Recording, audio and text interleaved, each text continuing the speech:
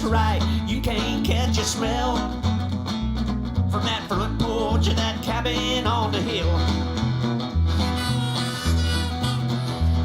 There is a cabin on the hill where Grandma threw away her pills. Just a little shine, make her feel real fine. And you know that son of hers give her a deal. It's all free to that cabin on the hill. Mama, when you see Rock City, you might think you've seen it all. But there's a place that's twice as pretty. If you want to find a thrill, I promise you, you will. Come on up to that cabin on the hill.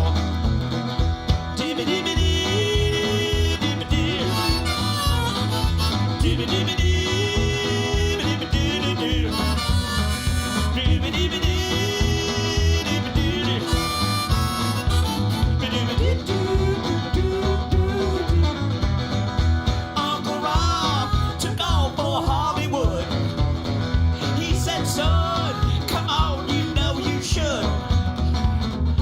They got all them stars driving big fancy cars. I said, I bet they ain't got one single still. I'll just stay in my cabin on the hill. Mama, when you see Rock City, you might think you've seen it all. You might place that's twice as pretty. If you want to find a thrill, I promise you, you will. Come on up to that cabin on the hill.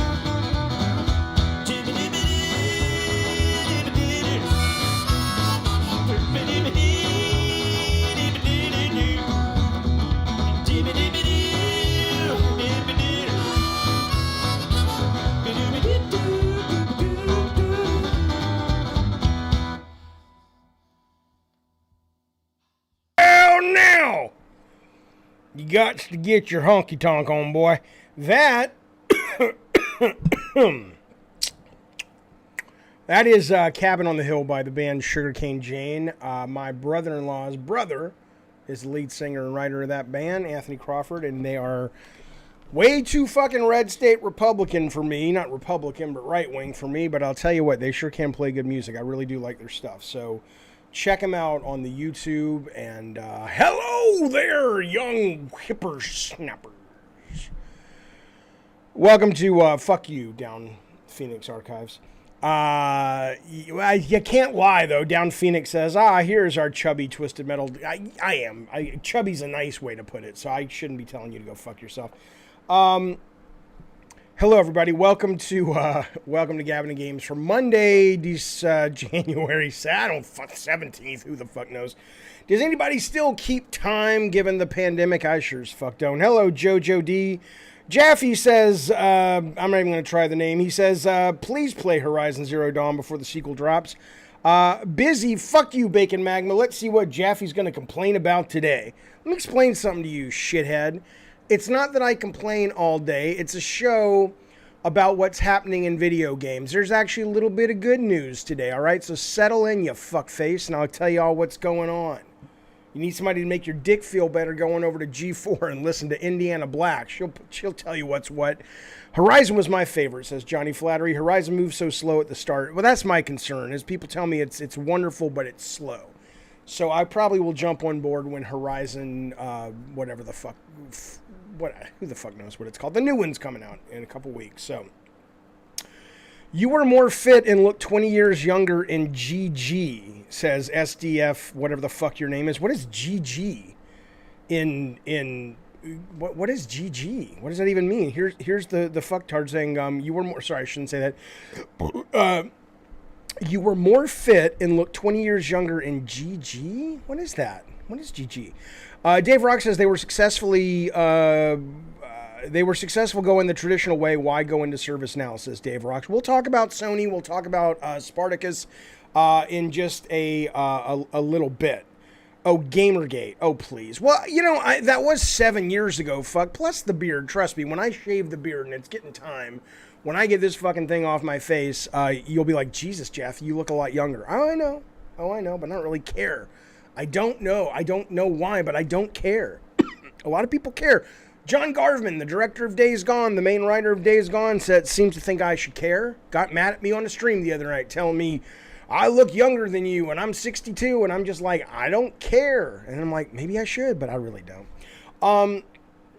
I don't know how much I can see. Colin has a very low opinion of Adam Sessler, says CR3D. Yeah, I watched a little bit of that. Somebody, thank you for that, sent me that over on the Twitter timestamp Sacred Symbols, where Colin was kind of going off on Sessler. Look, man, I have always had a good relationship with, I've always had a good relationship in the sense that I barely know him, but every interaction I've ever had with Adam Sessler has been positive. I happen to agree with his well, I don't know about all his politics, but I tend to lean, I'm super left and all the shit, But I agree with Colin in that, I don't know if I agree with him. I guess I agree with Colin if Adam's job is to bring in the biggest amount of fans possible. If Adam's job is to say, fuck it, I'm going to be polarizing and who shows up, I can relate to that. What I think, and we're not going to talk too much about G4, not much is going on today, but what I would say, though, is, I think these guys would be smart if they brought in some more conservative voices. If they're going to be what they are, then bring on a few conservative voices and let us just fucking love to rag on them and support them and let do that.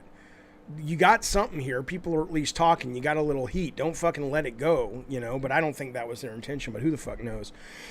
Sam Meyer says, what Colin called Sessler is far less worse than what Sessler called Colin. Jesus, what did Sessler call Colin? I don't even know anything about that. RPG says, agreeing with telling your Republican family members they can eat piss and die. I don't agree with that, but I'm saying that I do tend to vote Democrat or independent. I don't think I've ever voted Republican. That's the part I agree with. Like, politically, we probably would vote on the same initiatives and measures and things like that, but I certainly don't feel that way about my Republican friends and family, of which I have a number of them in Alabama. Rob, as I've said to other people, it's a linear show. That's how time works. What do you know about Sony's Gamepass killer? You have to wait. I know you want it now. Let me just tell you, if the only thing you want is that or this or the other, these things will be timestamped. Mr. K's been doing it for us, which I'm so appreciative of. Regardless, it'll be timestamped tonight or tomorrow. So if you're only looking for a certain piece of data, which I can appreciate, it'll be in a highlight video down the road, or it will be timestamped. But for now, we are going to go in a linear flow of time. Rob Kennedy says, I need it. Well, settle down, Buttercup. It'll be there when it's there. Didn't Sessler call Republicans Nazis, so technically he called Colin a Nazi? I don't think Colin is a Republican. Isn't Colin just an independent? But I don't know. I don't care. I'm done. If you are a individual who is an asshole, I don't like you. If you're a nice human being and you treat people kindly, I don't give a fuck what you vote for unless it directly harms other people. I don't want to get into it. Not because I'm like, don't talk politics, but just because we're gonna change minds. No, let's talk games. Hungry Adventures, thank you, buddy. He says it's not a Game Pass killer if they leave out PSP and Vita. Well, those were such successful systems, Hungry Adventures. I don't know if I would agree with that, but we will talk about it. Fuck you, Ryan P. Get on with the news. This is what I love. Ryan P says, get on with the news already. You know what I don't see next to Ryan P's name is a membership sticker, which means fuck you, motherfucker. You're getting this for free. Sit down, go back to eating your mother's vagina, and I'll get to you when I get to you. Jesus fucking Christ. Yeah, he did leave the Republican Party, Colin did. Regardless of political leaning, says Brian, it needs to be either balanced or non-existent on a gaming platform. If you don't have either, it's a problem. I mean, that's not necessarily true. I mean, if G4 is like, nope, we're throwing in with this lot, that's how we're going to be. We're going to be the MSNBC of video game shows. Great. Let's see what happens. I wasn't watching them anyway. That wouldn't bother me because I agree with those politics, just like MSNBC doesn't bother me, but Fox does. But I don't think they're going to be able to make a go of it with that. Oh my God, Carlos, I am about to fucking lay into you, bitch. He says, this is boring. Get on with the news. Fuck you. What's funny about Carlos? Who does have a member by the name. Thank you, sir. What's funny about Carlos is, I mean, I'm not even fucking with you. Okay, so the idea that you come here for your news, if you're a gaming news junkie, is ridiculous, right? Because it's the same thing like when I'm riding in the car. I used to go drive to work, and it was like, you know, the radio's like, you won't believe what the #1 movie at the box office is this week. And I'm just like, hey, Siri, what was the #1 movie? It's like, you can't tease me anymore. I'm not going to wait. If all you want is the data's out there at the touch of your fingertips.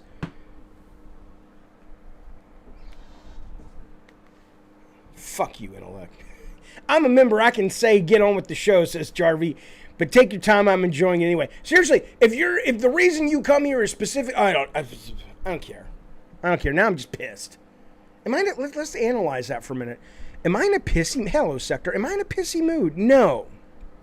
Let me do some self therapy. What's bothering me? Why am I so?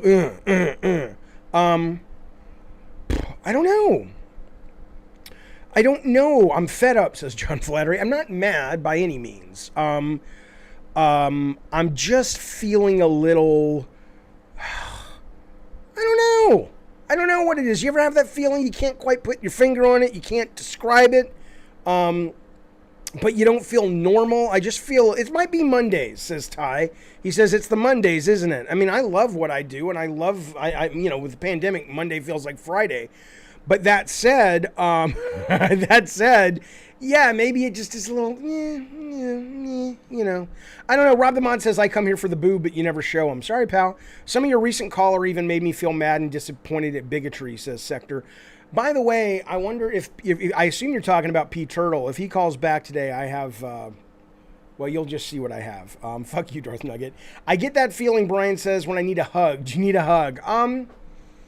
No, I could always use a hug. Hugs are great, but it's been a week, and Jaffe's chat is still crying about G4. Definitely the hill to die on. Okay, same thing happened to me when I woke up. Devin says, Jaffe, take a deep breath. Remember how beautiful you are on the inside. Fuck you, Devin. You know what? Fuck you. Your mama didn't complain last night when I was taking her to fucking Pound Town, did she? No, she even gave me an extra 50 for eating her butthole. So shut the fuck up, sit the fuck down, and be grateful you're not watching G4. Here we go. It's funny how Olivia Munn dated Tucker Roberts. Who the fuck is that for a year? Tucker Roberts, he answers, president of Comcast that owns G4 TV. That controversy happened when Olivia posted a picture of her baby. A joke. I don't even get it. My comment was a joke. Oh my God, you guys. I'm fucking around with everybody. Relax. Fucking relax. Am I having menopause? Yes, I'll have a side of Merlot or a small glass of Merlot, a side of mashed potatoes, and I'd like to have some menopause, please. I don't think you have menopause. Hey, Jaffe, if Mr. K is doing the timestamps, that means you don't need any more help. No. I am still working on the producer list of things that I would love that individual to do. I just haven't had any time. Okay. Ryan P says, if I sign up to be a member now, can you get on with the news? And I'll get on with the news when I'm fucking ready. You sign up to be a member only because you think what I bring to you and what the chat brings to you and what the show brings to you is of value, and you want to support it in a way that will allow us to keep doing it on and on and on. That's the only reason I want you to sign up. And if you think the membership benefits are good. Okay. Henry, what did Henry say? Henry says, let's face it, this is the most publicity the new G4 has gotten. Yeah, fuck yeah. Okay, let us begin though. Seriously, let's talk a little bit about what's happening in the industry. I do want to tell you, seriously, joking aside, that we had a number of people win some prizes Friday. There were mugs given out, $10 gift cards, a couple other things. All that will happen, or I'm going to get all that in the mail and stuff on Wednesday. That's when Jill is coming. So I thought I was going to be able to do it. She's going to help me do it. So just letting you know, if you're going, what the fuck, dude, I spun the wheel, I won a prize. It's coming. I would never ask anybody who's won a prize on this show. I always get them out. I just have ADD, and Jill helps me keep my life together. Okay. Ryan P says, does being a member, Jaffe, give one free super chat a week or something? Here's a thought. Why don't you click on the link tree that has, I wrote a whole fucking document, a whole hee-haw fucking document about what it means to be a member of the Jaffe stream, or whatever this is called, the goddamn Gabbin' in the Games. Just read the fucking thing. I had somebody on the Discord. I'm a fan. I mean, I'm not mad about it, but I'm staggeringly stunned about it. This guy comes to me. He's asking me some question about writing. And I'm like, well, you could Google it. And I literally took me 10 seconds to Google it, and I put him a screenshot up there. I think there's something about this younger generation that's just like, I'm a baby. Help me do everything. There's a fucking, document. Figure it out. But I think you'll like it. But seriously, and I actually didn't mind helping that guy out. In fact, I made a thread over there on the Discord about here's how the writing stuff works online and stuff. So, Carlos says it's not worth being a member. Well, then quit. You quit. And one day when we get really big and we take over on our own January 6th, where will you be? Hanging on the gallows. You goddamn right. You better stay seated, bitch. You better stay seated. Jacob Martin, thank you, buddy, for the super chat. He says, I just delivered $5 DoorDash to support you. God of War PS2 is the last game I found myself before the media told me what to buy. You coolest. Thank you, Jacob. I appreciate that. There's your guitar riff. Let me tell you something. I started playing over the weekend Dante's Inferno. Ooh, lordy, that game is underrated. That game is absolutely fucking phenomenal. Dante's Inferno is the shit. And I want to tell you something. I'll get to Down Phoenix Archives in a second. I got a big thank you and a big sloppy kiss to give that fella. But listen to me. I want to show you something on your screen for a second. If you go to... Check this shit out. So I'm playing... I don't know if this is an issue with age. This is Dante's Inferno. I don't know if this is an issue with age. I don't know if this is just... The graphics are getting... I don't know. I mean, this is an Xbox 360 game, right? So this is not like state-of-the-art by any means, of course. But I find myself... There are these kind of tortured souls all scattered throughout the levels of hell. And you can go to them, and they're basically a mechanic, right? The mechanic is you can either absolve them or punish them, and if you absolve them, you level up your absolving abilities, which are not defense, but, you'll get more health, you'll get more mana, whereas punish tends to be more combat-centric, but it's kind of split. So that's the mechanic, but then they give you a little story about these people, right? So let me just read you this one. I got to this one today, Claudia. And it said, a soul filled with grime and smut, this notorious gambler, seducer, and drunkard of Rome left a repulsive trail of rot in her wake. I find myself unable to punish any of these people in this game because when I read the little things, even though I need my blue meter to go up, when I read the little things, I'm just like, if she's a gambler and a seducer and a drunkard, like the guy before was a total glutton for just like, I don't know, drugs and I don't know what he was, something like that. And I'm just like, but they're probably in pain. They're probably filling a hole, and I'm going to punish this person and send them to the pits of hell because the only coping mechanism that they had was gambling and sex and wine.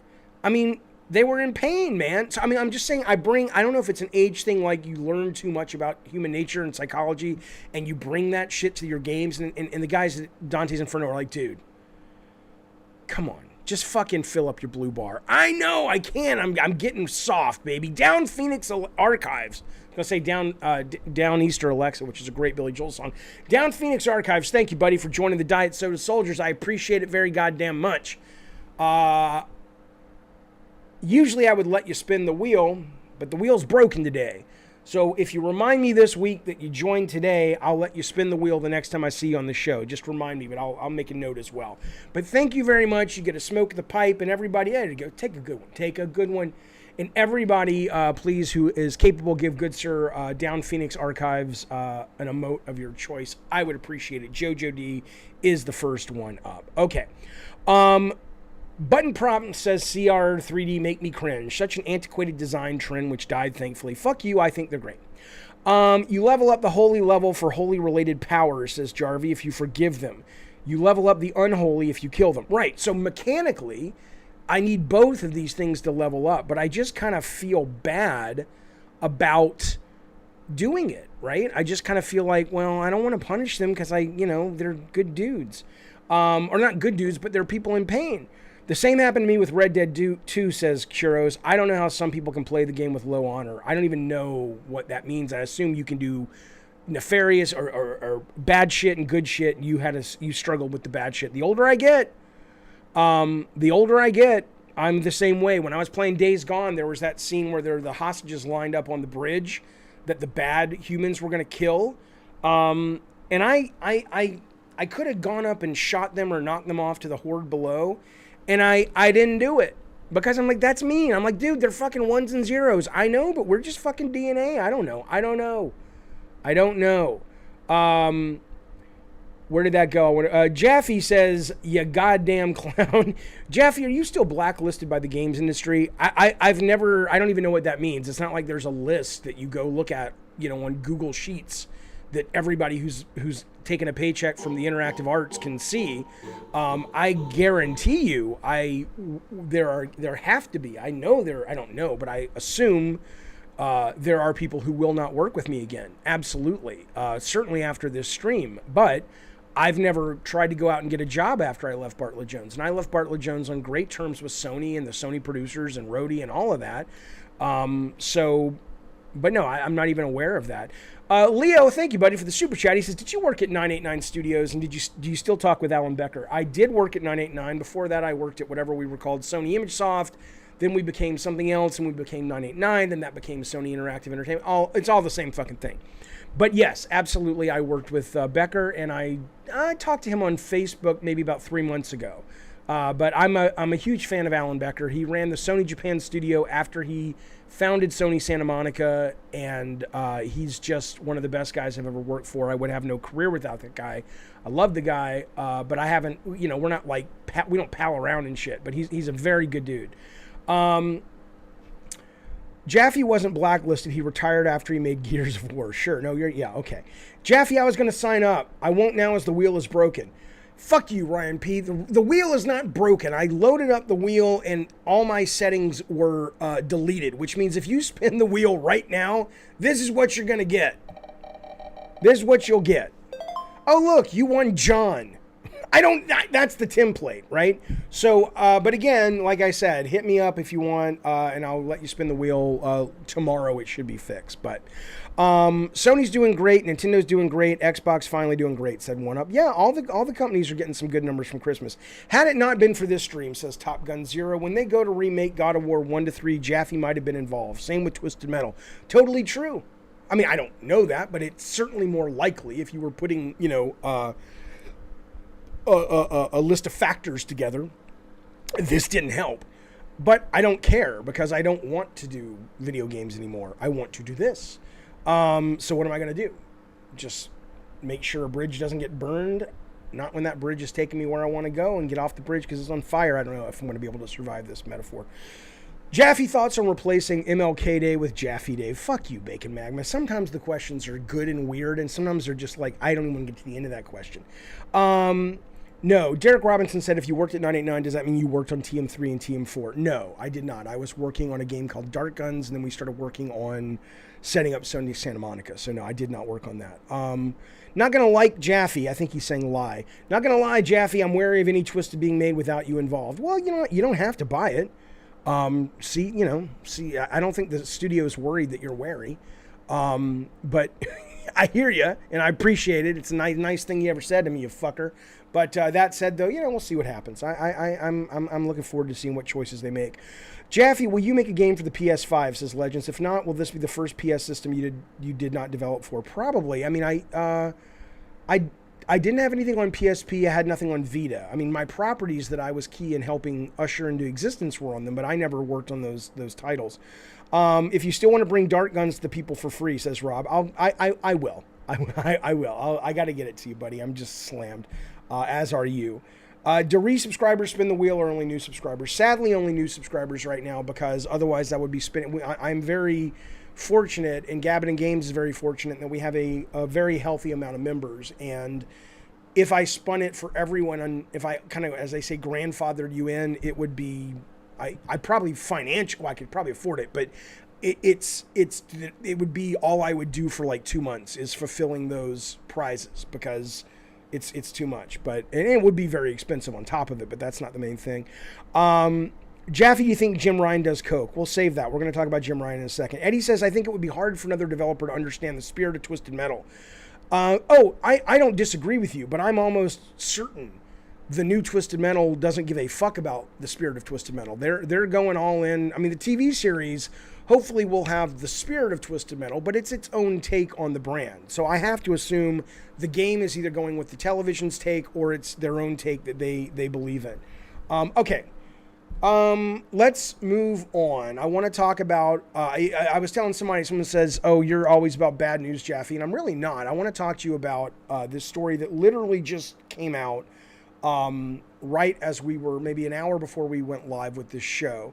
Now, the first part of it is old from today in the morning, but the second part of it I had just heard today. So okay. Most of the show is going to be about pure gameplay and things like that today. I'm tired of talking about Activision. I'm tired of talking about the shitty executives in this industry, but I do have to speak to this very, very briefly. Activision Blizzard confirms 37 people fired or pushed out in the wake of the lawsuit. Okay, this is the lawsuit about you guys are a shitty company and it's abusive and blah, blah, blah. Okay. So here's the interesting part that we heard this morning. That number is an increase on the 20 people that had exited the company by October last year and a further 20 that had faced disciplinary action. According to Wall Street Journal, the updated figures were slated to be released in December, but were held back by Big Bad Bobby Kotick over concerns that the number could make the company's workplace issues seem bigger. Well, they are bigger, you fucking fat fuck. And I can say that because I'm not fat shaming because I'm overweight myself. That's terrible. I still shouldn't say it. You just stupid fuck. How about that? Activision spokeswoman, can you imagine a woman that says, I'm going to keep working here? I mean, she may have no other options when I feel for her, but Activision spokeswoman Helene Klasky, of the Vermont Klaskys, they make wonderful maple syrup at the Klasky farm, confirmed the figures and also disputed claims the firm has collected over 700 reports of employee concern related to misconduct and other issues, claiming that the aforementioned reports included social media statements, blah, blah, blah. Okay. Klasky also disputed the claims that the CEO had held figures back and said the assertion regarding Mr. Kotick is untrue. Our focus is making sure we have accurate data. Now, the only reason I want to speak to this, fuck you, Activision. You would be better off if you stopped saying anything to anybody when it comes to press and PR and spokespeople. You are the same company where Bobby Kotick, this little man baby up in his fucking tower riding his fuck. You know, Bobby Kotick got in a bicycle accident because this fat fuck rides bikes like every weekend or something with all of his like rich CEO executives like Bob Iger of Disney. Into last year, somewhere in that time period, he crashed on his bike, got a black eye. It's karma, you fucker. But anyway, listen to me. This is the guy who wrote a letter to the whole company and had someone else say it was for them. And then it came out that it was from Bobby Kotick, right? This guy is a liar. He is proven to be a liar in that moment alone, okay? You think I'm going to trust what your spokeswoman that you trot out there says, Bobby Kotick? You literally have the Wall Street Journal saying the reason you didn't release the figures is because you felt it would make the company look bad. And but we'll believe your I'd rather believe Sean Spicer. I would rather believe Carrie Ann Conway than believe your fucking spokespeople. So sit the fuck down in a fucking chair that can handle you, Bobby, you fuckhead. But here's the thing that's good news. Here's the good news about this, okay? He's not fat for riding a bike. I'm saying he's a fat fuck. And I'm a fat fuck too. But he's a fat fuck and he was riding a bike and he crashed, okay? Listen to this. The firm, though, this is the good news. The firm is experiencing pressure from shareholders over its handling of the allegations. Fidelity International, which is a UK investor that owns 0.6, which ain't no tiny amount of money given how much their stock is worth, of Activision Blizzard, reportedly sent a letter saying the board should consider placing Bobby Kotick on administrative leave while a third party reviews the ongoing problems at the company. These are people who own the goddamn stock. These people who make a living or make a lot of money for their clients off this stock. And they're saying, put this little fucker out to pasture at least temporarily. In addition, Fidelity International also called for the board to be a bit more independent and composed of non-Activision Blizzard people. The shareholder warned that it would divest shares and or enlist the support of other shareholders if its concerns were not addressed. This is the first time that I have actually seen meaningful public conversation about from the stockholders going, if you don't do anything about this, we're not going quietly. This is bad, right? And that's pretty fucking good.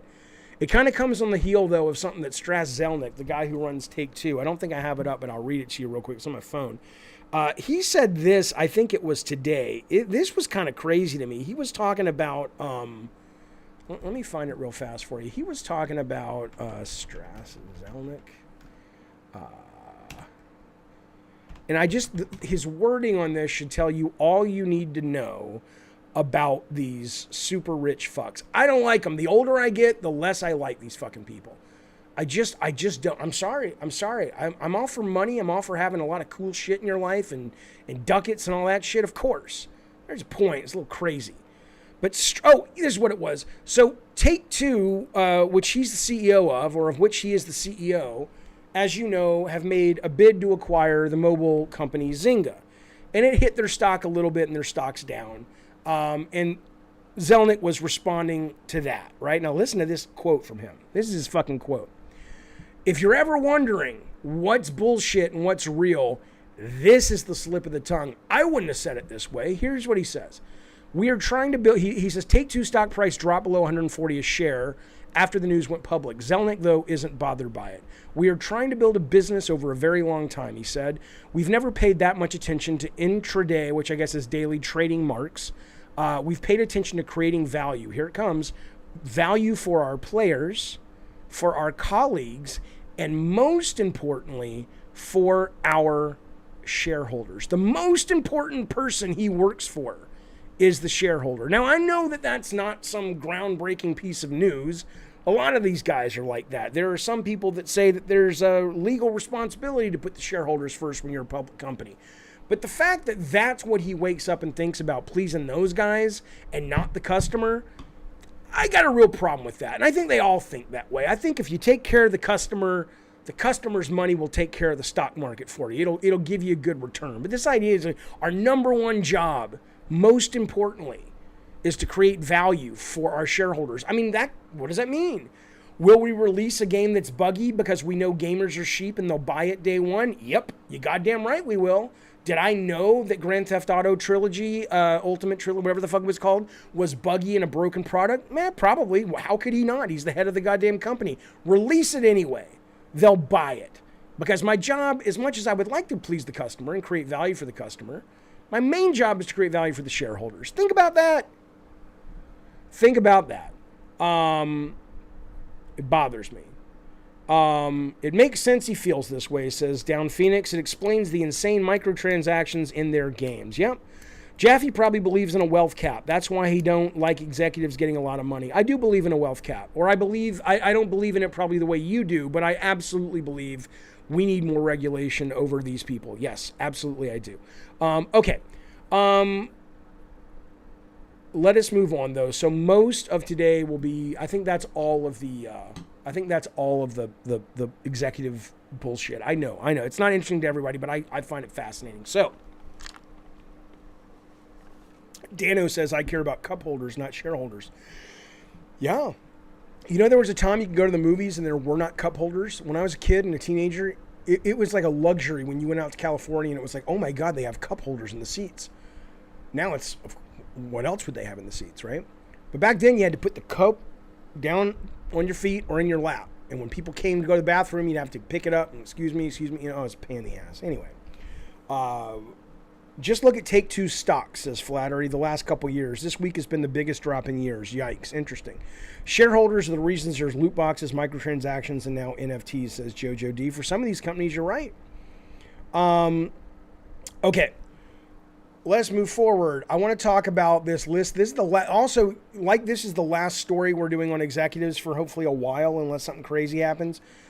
This is the last list of the year, but this was a fresh one. I hadn't seen this one. This comes from Xfire, a video game site called Xfire, and they have compiled, in their staff's opinion, what the most underrated games of 2021 are. And I thought this was worth talking about briefly because there are some amazing games that, the market being what it is, the cost of buying a game being what it is, people just miss out on. So I'm going to tell you their top 10. Starting at number 10, I don't even know what the fuck this is. Ruin King, a League of Legends story. I don't play League of Legends. I guess that was one of their... that wasn't their fighting game, was it? Remember they did like the fighting game, and then they did another little game. But they say Ruin King, a League of Legends story is the number 10 most underrated game of the year. Number 9 is an RPG on the PC called Wilder Myth, which I did play. And I probably didn't get far enough in it to get to all the procedural storytelling or emergent storytelling or what have you. But I didn't care for it all that much. But people seem to play it and they seem to enjoy it. Number 8 should be higher. It's Returnal. We all know what that is for PS5. Number 7 is a game that has a great concept. I did play it. I did stream it. I do not think it should be on this list. It did not hold my attention, and if I'm like anyone else, it probably wouldn't have held your attention either. It is Rain on Your Parade, where you play a little cloud, and it's kind of like Untitled Goose Game, where you rain on people, and you have to rain and fuck people's days up. It's a fun theme. It's a fun art style, but ultimately it gets kind of boring. 5 is Curse of the Dead Gods, which is a Hades ripoff via Indiana Jones. I played it. I didn't get the big deal. Ghost and Goblins Resurrection is number 4, which I was going to play, but people say it's too fucking hard, so go fuck off. I'm not playing it, but I hear it's pretty good if you're into hard games. Number 3 is The Great Unpacking.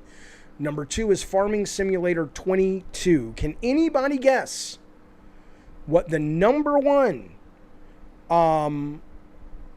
most overlooked game of 2021 is, according to this website? I'll give you 10 seconds. 1, 2, 3, 4, 5, 6, 7, 8, 9, 10. It's not Ratchet and Clank. No, the number 1 most underrated, overlooked game of this last year is The Ascent. Yeah, Unsighted should have been there. You goddamn right. But no, it was The Ascent. I think Rob said he finished The Ascent. I really think I need to go back and play this. I played it like the week it came out. Bacon says BB and Tina, of course. I played it the week it came out, and I liked it, but then I kind of got bored and moved on. But I need to give it some more time. And then here's Sector coming in hot saying Ascent was a masterpiece. So yeah, I want to go back. I think it's co-op. Maybe I can play it with some members of the stream coming up soon. But I love the art style. I love the world. But oh wow! So Ralph says gameplay looks fine to me, but I'm not a fan of the art style. For me, I thought it was gorgeous, man. Sector says Ascent is a love letter to 80s cyberpunk. It was fantastic. JG from Space says I got to play the Ascent. I heard it's great. It's on Gamepass. Right, of course. Then Tone says, nope, the Ascent was awful. Map navigation will drive you insane. Rob says the Ascent is fantastic. I still want to play it in first person. Yeah, if you go Google the Ascent mod, I don't know if you can play it in first person or just detach the camera and fly around the level. I don't know if it's actually playable in first person, but it's fucking gorgeous in first person. That game is probably the best looking game. Maybe Ratchet. Ratchet and the Ascent should be banging heads for best looking game of the year. Do I believe in castrating rapists? Chemically castration, I mean, I don't know. No, I don't, because I think two things. I think it's a slippery slope where if you start punishing the criminal with the crime, you're kind of starting to slide back into Iron Age mentality. But the other part of it is it makes the mistake a lot of people make where they assume rape is a sexual crime. Rape is a crime about violence and abuse and power. And it comes through via a sexual component. But anybody who thinks somebody who rapes is going out there because they're just really horny doesn't understand what rape is about and the psychology of people who at least have gone on record and talked about why they rape. They're mad at women. They're mad at their lack of power in the world. Making their dick not work is not going to fix that. So I don't think you expected that real of an answer, but there you go. But I absolutely think we should get them off the streets. And if we can help them and reform them, fuck yeah. But the idea of like, you're a sexual offender or you go on a list, no. You go to a fucking rehab. You go to a state-sponsored, raise my taxes. I'll pay more taxes if we can get rehab for rapists. Fuck yeah. because it makes the entire society better and safer.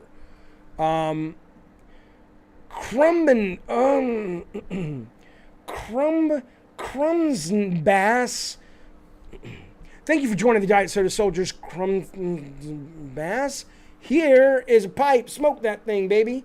If you hit me up tomorrow along with Down Phoenix Archives or the next time you're on a live chat, I will be more than happy to spin the wheel for you. You could win a $10 PlayStation gift card. You could win a mug. You could win the ability to smell my comic books.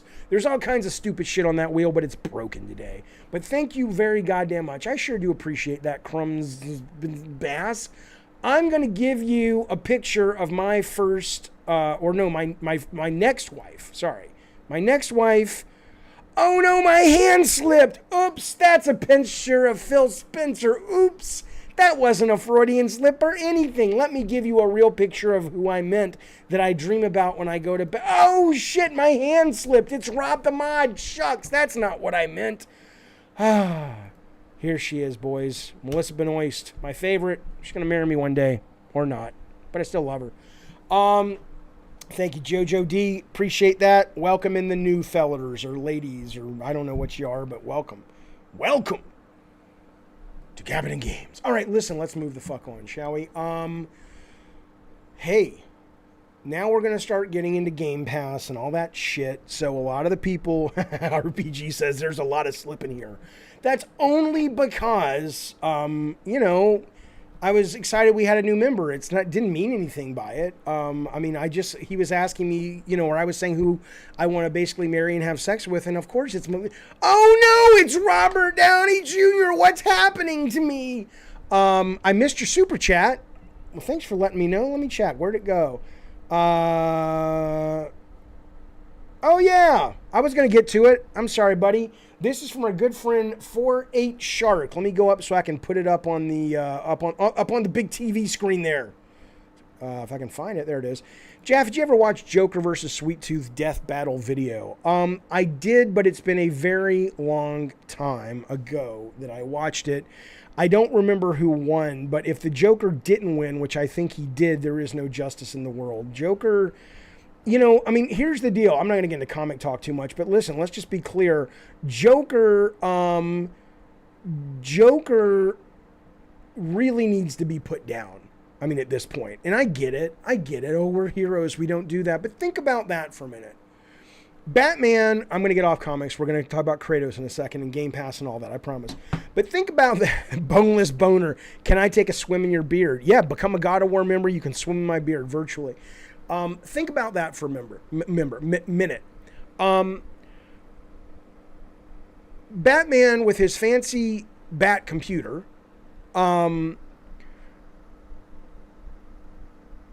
can calculate out to who knows what the probabilities of this, that, and the other. If Batman entered into his fancy computer, or he got Dr. Fate or Zatanna to do some magic to help him peer into the future or whatever, and he says, what are the chances that if we don't take Joker off the board, innocents will suffer and die? The computer would come back at like 99.9%. Fate would come back. Zatanna would come back with a similar finding. At that point, it is the moral thing to do to kill the Joker. This is why, I was never a great writer to begin with, but this is one of the reasons I was a bad writer. Because I couldn't get beyond some of those logical problems. It's like, that doesn't make any sense. Why would you not kill? Well, he's a hero. Yeah, but if it doesn't make sense, it doesn't work. It does for a lot of people, though. Jaffe, ASO7, he says, would you ever consider making another AAA mythological game if Sony offered the right price? I don't need absolute creative freedom. I might. All I can tell you is I have enjoyed going back and playing a God of War-like game with Dante's Inferno so much that it really reminded me, like, I'm loving playing games these days. Games are great. They're big. They're exciting, blah, blah, blah. And the indie games are phenomenal as well. But it was so nice, just like when I played Samurai Jack and Pumpkin Jack, it was so nice to play Dante's Inferno off the God of War template, because it was no longer like, yeah, there was a bit of a skill tree, but it wasn't this big, bloated fucking thing that's going to take me 30 fucking hours and all this collecting shit, and all it is justifying price, right? Dante's Inferno is paced well. You're always seeing something new. You have a little bit of freedom, but not so much. It takes you kind of out of the experience. So yeah, maybe. My answer to your question about would I do another game if that was the opportunity presented, I don't think I'd want to do it more than this, but if somebody said make a game like that, I'd have a hard time saying no, but I don't know. Okay, here we go. I want to talk about this. Okay, no, this is going to build, okay? So bear with me if you're like, I thought you were talking about Game Pass. This is going there. So this is weird. Let me just start with this. This is weird. This is an article by Forbes magazine. Oh, not sure if you've heard of the guy, but when you have a chance, check out the backstory on the Batman Who Laughs. Yeah, that's the Batman. Well, I haven't seen the movie, but the comic is I forget his name, but he's one of the best Batman writers. That's the one, right, where there's an alternate universe Batman, which is a mix of the Batman and Joker. It's pretty fucking cool. Okay. Sony, says Forbes, should be putting all PlayStation exclusives on PC day one. Now, whatever. I mean, there's a guy, I might follow this guy online, Paul Tassi over on Twitter.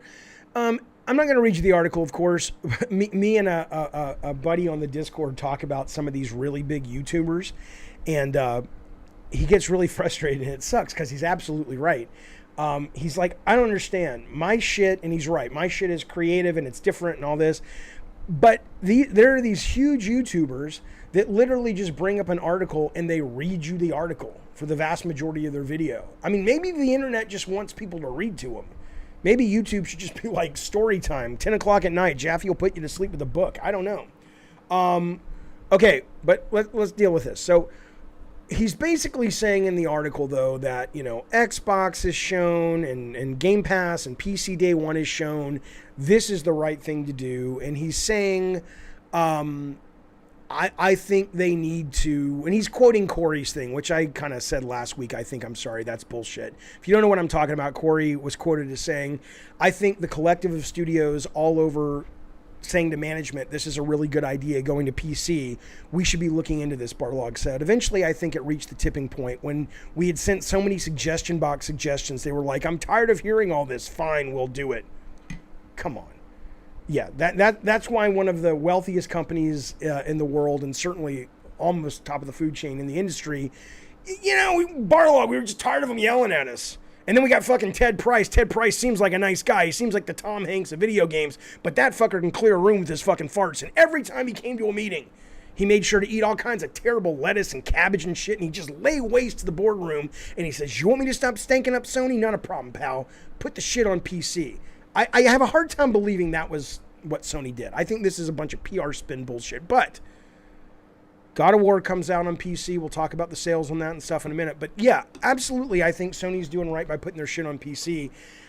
I would love to see their shit day one, but if you're Sony, nothing in this article explains why. Like, unlike Xbox, that's going to make money off their subscription service primarily, they're trying to get everybody to streaming. Even if people don't buy an Xbox and buy a PC, they're probably still going to have Windows on that PC, so they win everywhere. If Sony goes day one PC with these exclusives, they will lose some sales. How many, we don't know. They will lose some sales of hardware, and Sony makes bucket loads of money off the hardware because every game that runs on their system, they get X number of dollars, even if they had nothing to do with it. BB and Tina, the fucking little kid horse game. Every copy sold, Sony makes some money. So this is fucking Forbes, which is kind of a business publication. You'd think they would explain the financials as to why they think it needs to be day one. I don't understand this article. Okay, but that's the kickoff. But now let's go over to this. Phil Spencer was interviewed recently. I think it was by IGN.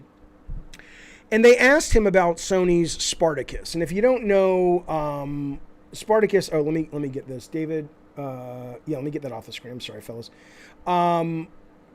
Bacon Magna, we'll talk about that in a second. Bacon's asking about PS3 backwards compatibility. All that kind of folds in, right?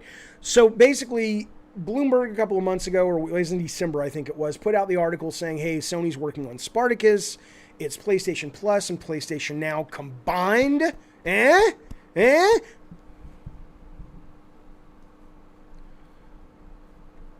Are you there, God? It's me, Margaret. They're combined. PlayStation Plus and PlayStation Now are combined, phasing out the branding of the latter.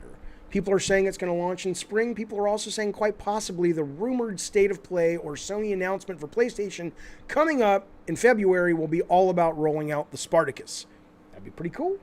That'd be pretty cool. Now listen to this. There'll be tiers. I'm not going to go into them. You can go look it up yourself. But there's different tiers. The highest tier, extended demos, game streaming, library of classic PlayStation games, on and on. Okay? And then obviously you can play online. You can get your PS Plus collection, blah, blah, blah. Okay. This is the news story from today, though.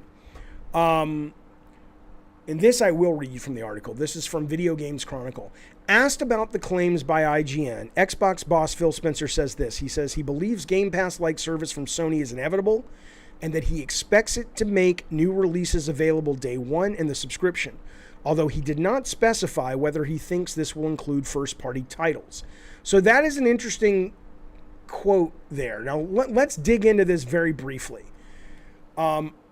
First off, I don't think Sony for quite some time will be dropping their big, expensive exclusives day one on this service. I don't think so. I do think they will come a lot sooner to the service and be permanent within 12 to 18 months. But that's not even, I think they're going to start making some less expensive but still really cool on-brand games for PlayStation to drop day one. It would not surprise me if Twisted Metal is not one of those games, okay? But this quote here where he says he expects it to make new releases available day one, that's really interesting, because if you're Phil Spencer and you're going around making all these deals, or your people are going around making all these deals with these other companies, like Ubisoft, hey, we're getting the new Rainbow Six Extraction day one, or the guys who make The Ascent, I think it was 505, we're getting that day one. Well, I have to imagine in his conversations with those people, he becomes aware of like, oh yeah, Sony's starting to do what you're doing. So if you want to have, I don't fucking know, the new X, what's the game coming out in this year? I don't fucking know. Let's just say Call of Duty spin-off game. I just made that up. It's not real. You want to have that day one, that's cool, but we said we were going to charge you $12 million for a 6-month exclusive. Sony's come back and they're saying they'll give us $15 million, right? So I think he knows, and in that's letting on some information there. He says, I don't mean it to sound like we, meaning Xbox, have it all figured out. But I think the right answer is allowing your customers to play the games they want to play, where they want to play them, give them the choice about how to build their library, and being transparent with them about what our plans are in terms of PC initiatives and cross-gen. So when I hear others doing things like Game Pass or coming to PC, which Sony obviously is, it makes sense to me because I think that's the right answer. Phil Spencer, yeah, it's PR. It's spin. I mean, he's basically... This is... If you ever read the book Dune or saw the movie The Witches, the Ben Gesserit, I think is what they're called, how they kind of speak in its very subtle jabs. This is not, shucks. Well, hey, whatever they want to do is good for me, but we're doing what we think's right. We're rolling up our sleeves and getting to work. And whatever Sony wants to do, it makes gamers' lives better. Come on. This is fuck you, Sony. We got there before you did. And you know it is. Because it's a little subtle. It's a little subtle shit in here. But the point, though, is between the clues that we're getting, like day one drops on PlayStation, it doesn't have to be first party. We know Spartacus is coming. And then, yes, like Bacon Magma said, Bass Digi said it's not PR. He's telling the truth. I'm not saying anything in here is a lie. Anymore, I mean... You have to know this stuff, fellas. You got to know how this works. Just like Corey's quote. Corey's not lying when he says a bunch of the people internally talked to the upper management and said, we'd like to be on PC. But if you think that that's what actually caused Sony to go PC, you're a fucking moron. I didn't hear that in the quote, says Joker. Well, let me kind of point it out to you, okay? I don't mean to sound like we've got it all figured out. Yeah, you do. But I think the right answer is, you're basically saying, I don't mean to sound like we've got it all figured out. Here's what I think. And then he goes on to list everything that Xbox is doing and everything, for the most part, that Sony isn't doing. So that's, you can read it how you want to read it. You read it how you want to read it. But it doesn't matter though. The point is Sony's coming and they're coming hard. And I hope they fucking better. But Bacon Magma was asking about the new patent, which adjusts clock speed at a software level when you play games on PS5 from previous generations, which apparently has been a real sticky widget when it comes to backwards compatibility. That was filed. I don't know if a lot of people are speculating that is moving towards Sony going backwards compatible. And so it could be that Sony is coming out and saying, hey man, yeah, absolutely. We're going to be backwards compatible, just like Xbox. We're going to do day one drops, although probably not first party for a while, just like Xbox. And we're gonna combine our services just like Xbox Ultimate. Why would they not? Xbox had a great Christmas. A lot of it was supply, a lot of it was Game Pass, a lot of it was Sony not being able to hit the ground, but that's not the only reason. So I think this is smart of Sony. Legends, thank you, buddy, for being a member for so long. I appreciate it, man. People want PlayStation to go the route of Xbox and Game Pass, but the last time Sony followed Xbox over paid online access, fans got mad. Well, you still have to pay for online access. But yeah, I mean, ultimately, you will not see, let me tell you something seriously. You will not see a faster turnaround from that you'll see in PlayStation fans when they announce Spartacus, if it has a lot of this stuff we're talking about. I mean, I can't imagine a turnaround in this industry that's happened faster amongst the fan base. Suddenly, it'll be all right. And you'll have some people who don't want to admit it, so they'll be like, no, it's going to hurt the quality of the games. Okay, well, if that happens, we'll see. But I don't think that's going to happen, right? But this is good. This is really good, I think. You're bringing a lot more people into gaming. You're making gaming more accessible. You think I would have gone out and think about this. And maybe this is just because I was a developer, but you think I would have gone out and purchased an old Xbox 360 from eBay and then found a copy of Dante's Inferno and played it? No. The fact that it was on Game Pass, on EA Play, and I was like, I've heard about this game. I'm not sure what I want to play. Fuck it, I'll try it. It takes me 5 minutes to download. I'm off to the races.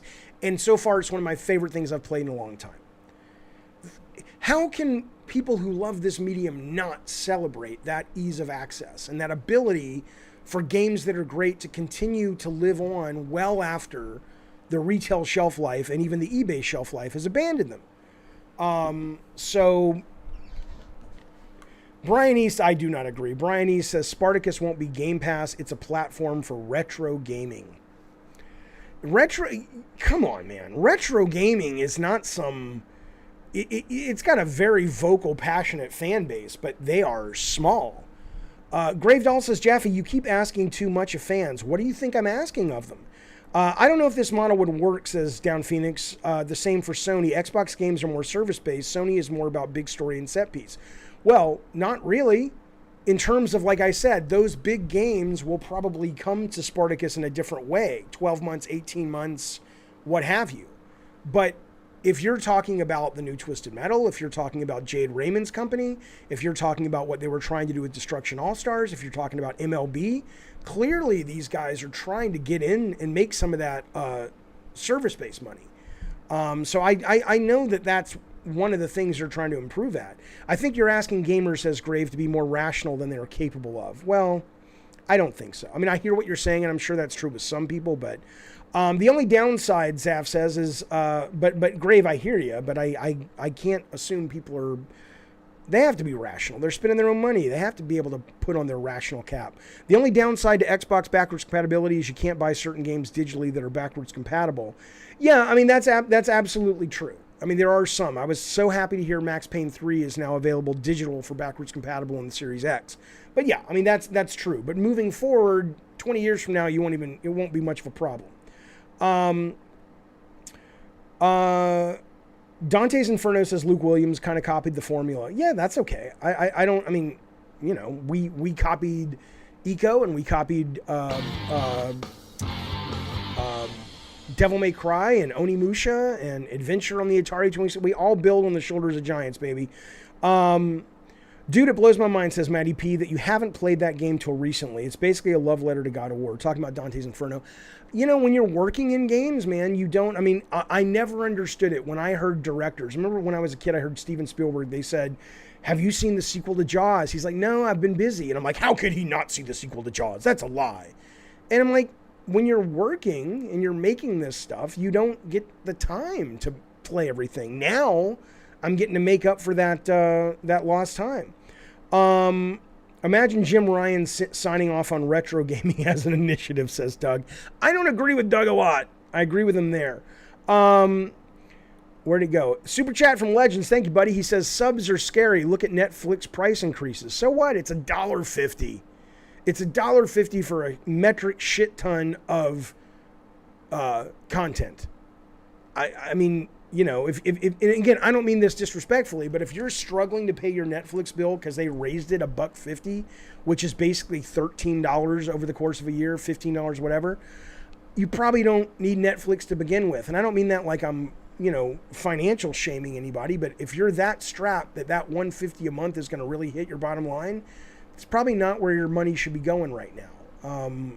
Oh, I appreciate the follow. Who's that?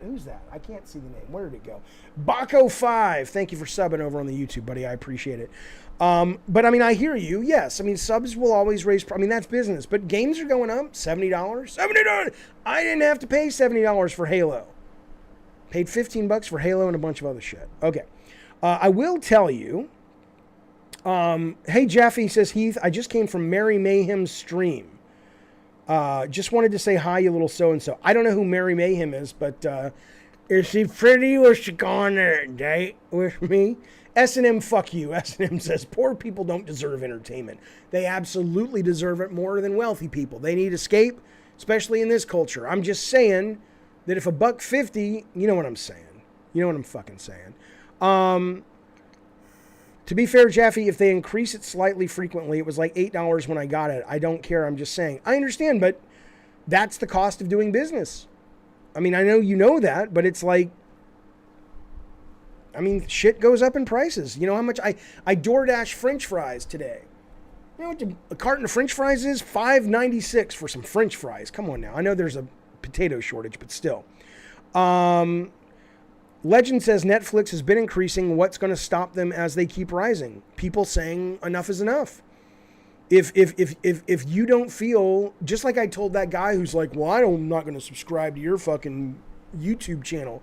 I'm like, that's fine. If you don't feel I provide enough content that is value and that the service after the show itself is value, I wouldn't want you to subscribe. I only want your money if it's a value. If you're a Netflix customer and they price, like Disneyland, right? I adore Disneyland. I don't go that much anymore because it's just been priced to a point where I don't feel comfortable where a day at Disneyland with my kids is creeping up into the $1,000 range for a day. Okay? So then I stop going. And eventually they find that tipping point where it's like, okay, we've pushed too far, let's dial it back. So yeah, if Netflix gets to that point, just fucking walk away. That's what I would do. Like I only get Hulu Live TV like 3 months out of the year, more like 2, because for Auburn football. And God knows it's rare they play anywhere past their regulation games. Fanboy's got a fanboy, says Pimp my shed plays. Thank you for that super chat, buddy. He says Fanboy's got a fanboy. A Sony Gamepass would be fire. It would, and they will love it when it comes back. They will love it when it comes around. They'll say, oh no, I always wanted it. I'm old school, says RPG. I pirate everything. Suddenly in 2000, we gained the power of PTP files online. I mean, should I have stopped when streaming services gained popularity? I mean, that depends how you want to live your life, man. I wouldn't pirate shit. I mean, you know, from time to time I used to, but, you know, if you have the money to spend, I would not pirate it. If you don't have the money to spend, I don't know. It's a different conversation. We can have that conversation later. Okay. But thank you for that, Pimp My Shit. I appreciate it, buddy. That's a great question, says Top Gun Zero. What is the price where the subs aren't worth it? Some gamers care about quality over quantity. The quantity doesn't help due to limited time. Right. I mean, all of that will work itself out, as it always does, in terms of what people actually value. The problem is they are pricing out the competition. There's nowhere else to go. I don't believe that at all, Earth Fizzle. HBO Max is arguably a better service than Netflix. Disney Plus, if you are a certain demographic, is arguably a better service than Netflix. And then you've got these kind of fringe services that are much less expensive, like Shudder or Full Moon, which deal directly with certain types of fans. So I don't agree with you that they're pricing out the competition. Disney removed the McDonald's fry stall in 2007. I'm still mad, says Witch. There you go. Okay. Sony Gamepass would be trash because Sony exclusives are all the same, says SM. Just a bunch of narrative-driven, over-the-shoulder, third-person action games. I really love their games. I really do, a lot of them. But I do think, like I said, you can see evidence in what you know is in development right now. And we didn't even talk about the game that the director of Rainbow Six is directing at Guerrilla right now, which all signs point to it being a competitive shooter. They're not moving away from narrative-based games, but they're spreading out their bets on the roulette table a little bit more. Member Mutant Mo, hey buddy, he says, your show is wildly entertaining and I love being a member. Maybe one day I can hear your take on the censorship of Manhunt 2. Did you ever play it? Mutant Mo, you know I appreciate you, buddy. Thank you for the membership. Thank you for being part of our community. Thank you for everything, buddy. I don't know anything about the censorship of it. I've never even played the first Manhunt, so maybe I can rectify that if I can find it on one of these fucking services. If Sony Game Pass comes to PC, says Sector, I'm all for it. Sony Game Pass is kind of already on PC. You can play PS Now on PC. What you can't do is download yet, but maybe that will be part of Spartacus. What I do want to tell you, though, is just related, kind of. The news came out today. This was from Games Radar. God of War beats Horizon Zero Dawn and Days Gone to become Sony's biggest ever PC launch. According to Benji Sales, who I think follows me on the Twitter, and I follow him, God of War peaked on Steam with over 70,000 concurrent, which is good. It's not amazing, but it's good, making it the best performing PlayStation Studios game on PC so far. You want to compare that to some of the other shit they've released? Not a problem, pal. Horizon Zero Dawn got him 56,000 concurrent, and Days Gone with old racist Deacon St. John, wink, got 27,000 concurrent players. It's also their highest Metacritic game on the PC at 93. I think it's going to do really well. People who are playing it seem to love it, and we'll see. We'll see how it does. We'll see how it does. I would imagine if they do launch Spartacus, you'll definitely get all the... Well, you're going to have to, right? You're going to get all the PS Plus stuff anyway, and you'll probably see God of War coming to that permanently. So, okay. Oh, and the other thing I wanted to tell you about this is I don't think Jim Ryan has signed off on a retro gaming service. All one has to do is go to that Ant Arcade, which is basically Game Pass for old arcade and computer games, and you're like, yeah, there's no future here. At least not like that. But anyway, the point though is what's interesting is over the weekend, and you may have seen this. Over the weekend, there were a handful of PS3 games. Dead or Alive 5 was one of them. The PS3 version of Prince of Persia games.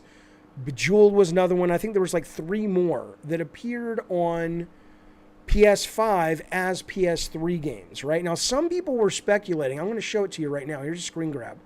Some people were speculating that this was simply the cost of PS Now. But when you actually do the math, because this guy is doing it in pounds, that's not the cost of PS Now. It's like $1 or $2 cheaper. Now, they may be changing the cost of PS Now, speaking of subs going up.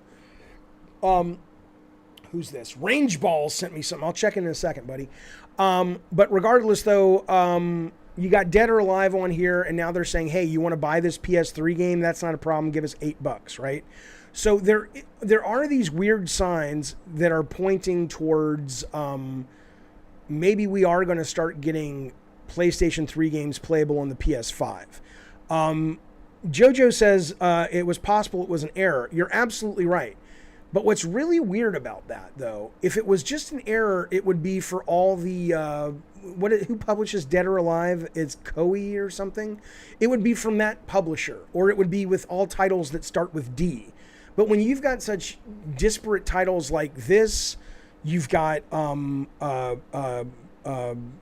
of Persia from Ubisoft, and then you've got, what did they say the other one was?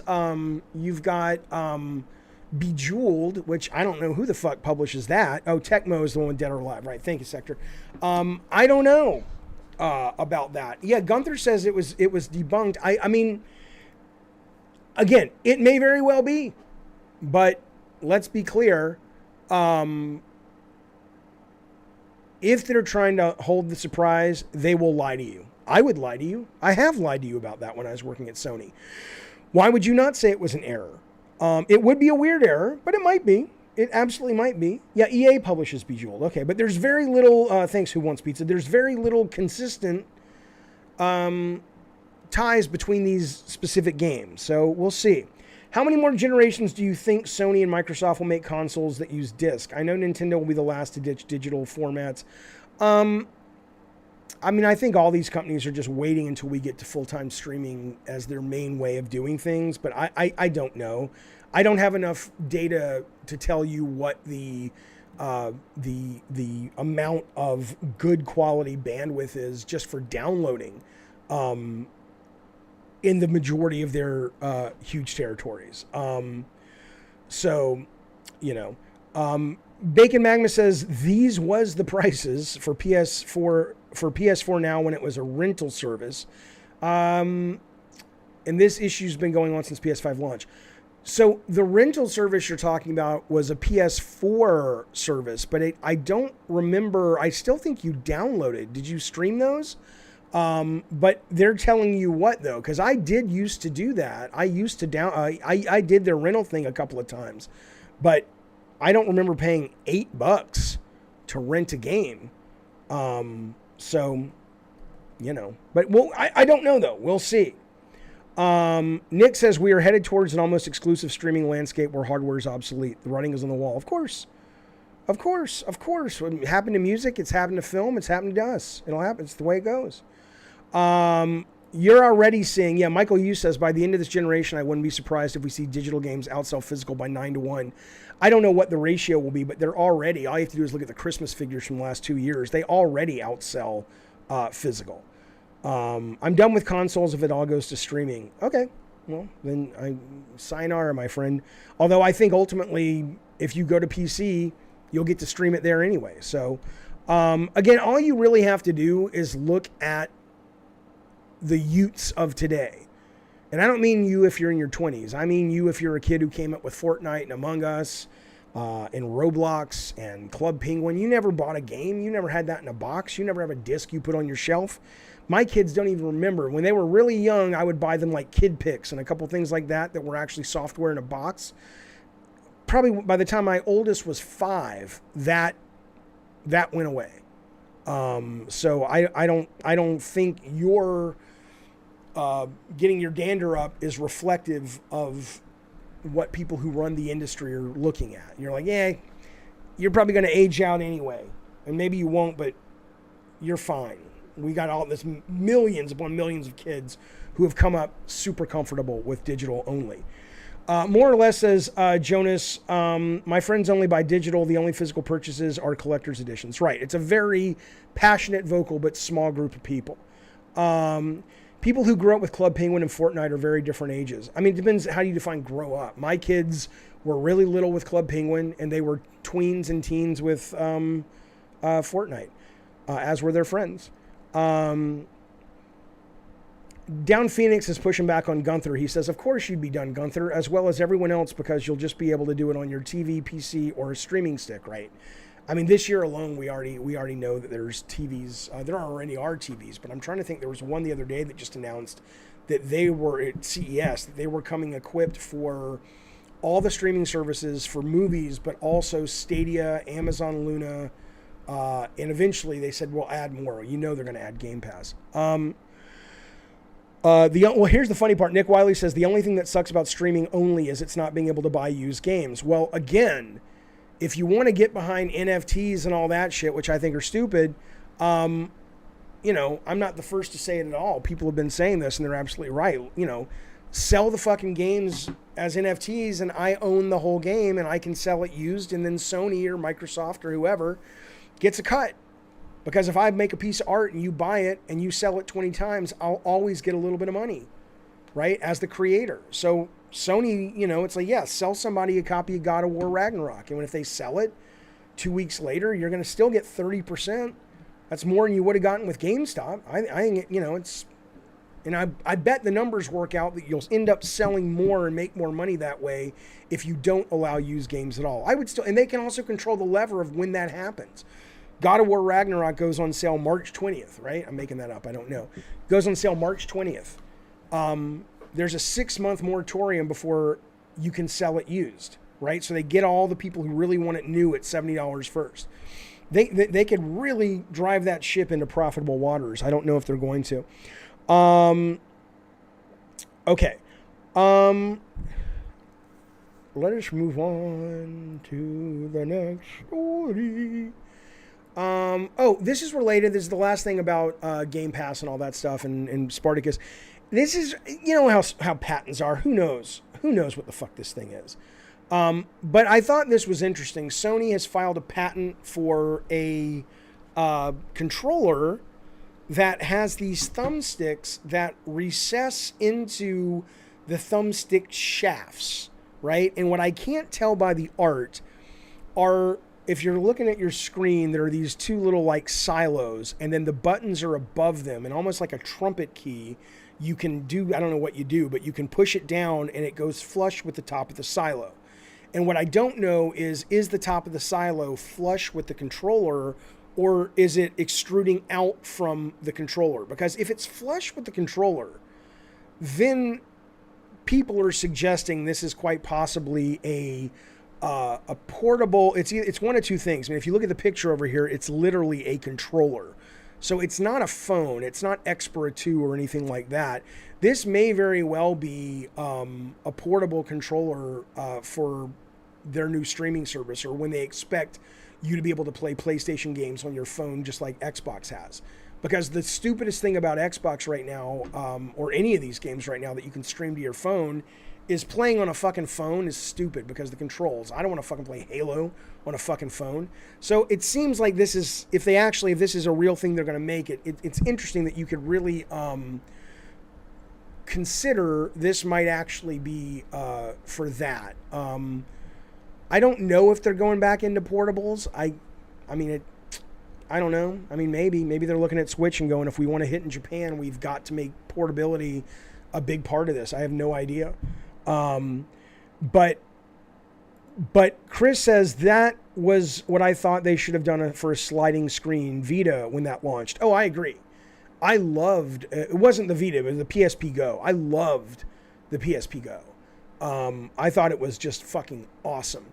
And I would have loved that to have caught on. So, we'll see. But it ultimately, where Sony fails time and time again, is all of this falls under the umbrella of PlayStation.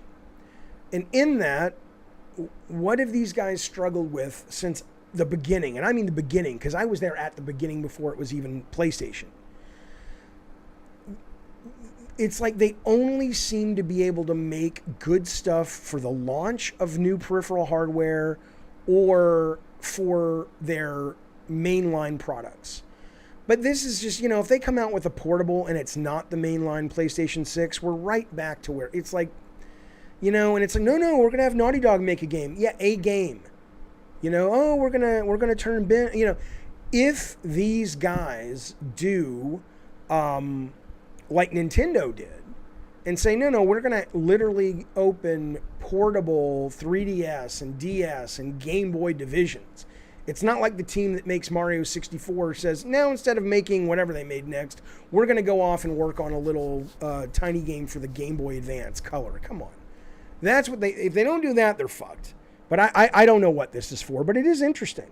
Because certainly one of the biggest problems with portable gaming right now, unless you have a Switch, but even so, it just, I'm not a vain guy, but and again, maybe this says something more about me as a weakness, but I would feel like a fucking moron.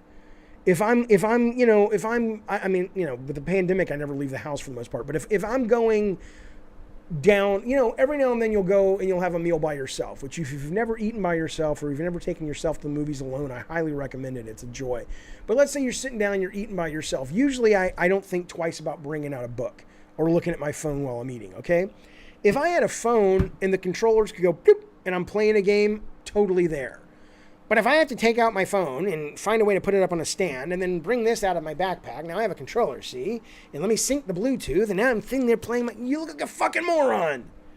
And I hate that, but that drives so much of why people buy things, is the cool factor or the sex factor, or are they going to look like a moron out in public factor. So I'm sorry that the backbone is not a good solution. It's a good solution if you're looking to play something on the toilet, but it's not a real portable fucking solution. Jaffe hates nerds. I don't hate nerds. I'm a nerd. I'm just saying that there's a point where even I would go, okay, that's too far. That's too fucking far. Eric says, I went to the movies by myself for the first time to watch No Way Home. I'm telling you, it's great, right? Now, I used to go every Sunday. When I lived in Santa Monica, right? And so, that my wife had time for herself and I had time for myself, and then we'd meet up for dinner. But in the afternoon, before that, I would go to the movies all by myself, and I just loved it. But that was in the day. I only went to the movies at night once because I could not find anybody in LA at the time to go see 12 Monkeys with. And that, for me personally, just felt very weird. Like going to the movies by myself at night, I didn't feel comfortable doing it, but your mileage will vary as it should. Yeah, Jaffe hates nerds with backbones. That's right. Johnny Flattery says, I used to walk on a treadmill with my Switch controller in each hand. I got looks, but joke's on them. I was shedding pounds and catching rare Pokemon. And you didn't have to avoid a police call to do it. Good for you, sir. Jaffe, what do you feel about Steam Deck? We're about to talk about Steam Deck in just a second. My favorite indie theater in LA. I don't remember. So many have closed down. I mean, I used to go to one in Horton Plaza, over around Culver City. And then the one that used to be a porno theater called something with a cat in the name on the Promenade, that became an indie theater, which I enjoyed. Do you like the Expert Play? Thank you for the super chat, buddy. This is from 408 Shark.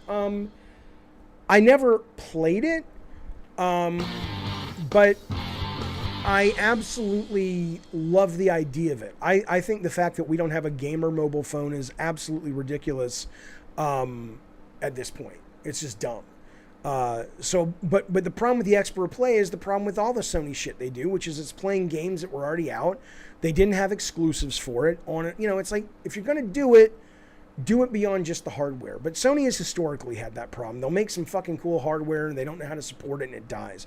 Pimp My Shad, thank you, buddy. Another super chat. He says, going to the cinema by yourself is the only way. I don't think it's the only way. I certainly like going to the movies. I like seeing Avengers with a big crowd and people went with me that I knew. But certainly, yeah, there are definitely times seeing it by yourself is the best way to do it. Have I seen The Playdate? Yes, Kyle, I have. It's a cool idea. It's weird, and not in a bad way. It's weird in a, wow, they're really going for weird, and maybe it'll work. I don't fucking know. But it's weird not just because you have the handheld crank. It's weird because the way they release games on it, you buy the system if you don't know, and it's then every week or every month, then they let you download 2 new games that everybody gets the same. So it's kind of like building your library over time, season by season. And on one hand, I like the communal aspect of that, and I think it's neat and it's simple with, there's a lot about it that's cool, but it's hard to feel like it's anything other than sort of an annoying hipstery kind of thing. I'll give you a great example. A lot of people, including me, were playing Wordle right now. And I saw an article today that was defending the purity of Wordle. What's great about Wordle is you only get a puzzle a day and it builds a communal thing and everybody has the same puzzle, blah, blah, blah, blah, blah. And maybe if there wasn't the pandemic, it would be even stronger because you meet people at the office and shit. But I can tell you that's great. But me and my family, the last 3 nights, we've sat in front of the goddamn television screen and we've played Wordle together. I put on my phone and then airplayed it or whatever it's called. I sent it to the TV. And we're playing it off a website, which is a fake Wordle or a whatever, another version of it, because they let you have as many different puzzles as you want. And I get that maybe that's not the purity, but that's what I want, So the idea of kind of saying the Playdate is good because you've got this community thing, I do think it's cool, but I do not know if it's actually going to work. I don't know if it's actually going to sell any hardware, but it's cool. People still share digital games, says Felipe. I mean, I shared accounts, so the price of any game is split in half. Buying used physical. Yeah, if you've got a bunch of buddies and you're like, let's make an account on Steam and that of course you can do that. Of course you can do that. Look what we got. We got the wise old gamer. He's the little man who lives in the cave with the adventurous hero named Zelda. That little guy in the cap that goes on adventures with his sword. He comes out and gives Zelda a sword and says, "It's dangerous to go alone. Take this." I know all about video games, but I will tell you, sir, thank you so goddamn much. This is from the wise old gamer. Cult Calypso status. We'll be doing a lunch with Jaffe this week. Cult Calypso members and up. You can come to that. We will be doing movie night this weekend. And members only for the first movie. It's open to everybody for the second. So you join at a good time. I appreciate you being here. I appreciate you supporting the show. If you remind me later in the week when the wheel is working, you get a spin of the wheel. And if you don't like what comes up on the wheel, you get to spin again as being a member of the Cult Calypso. Thank you, wise old gamer. Have a smoke of the pipe. I'm going to put some in it. Maybe it's tobacco. Maybe it's some kind of weird weed. Maybe it's the bone of babies. I don't know. You have to trust me. There you go. Do. Thank you, buddy.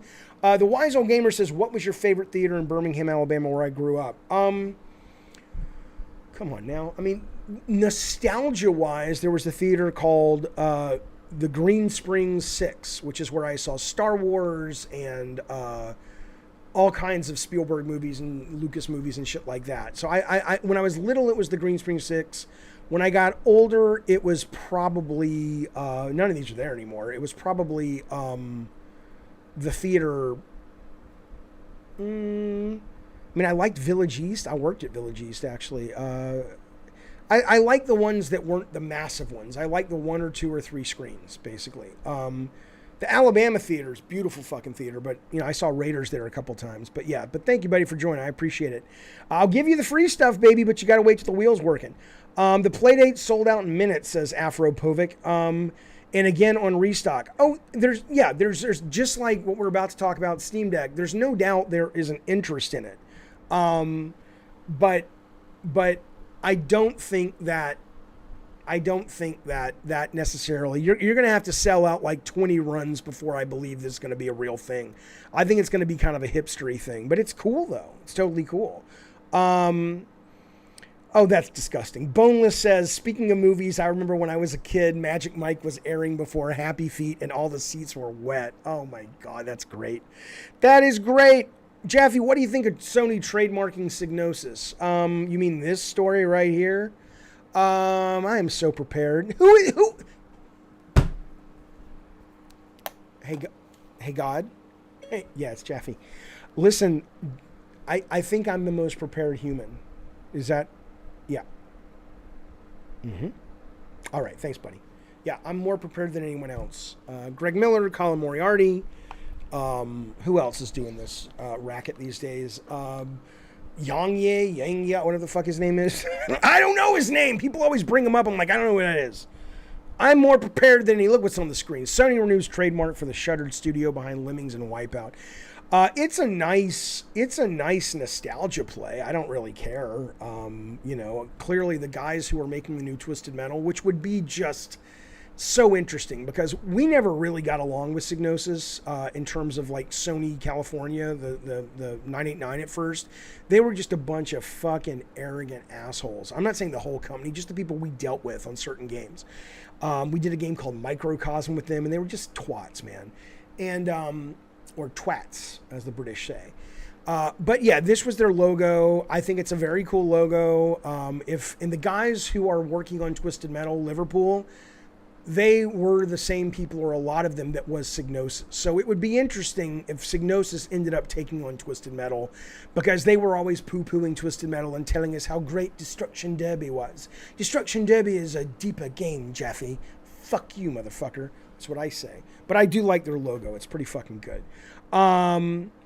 Jeffy, are you going to sell Doomsday stuff? What is Doomsday stuff? I don't know what that is.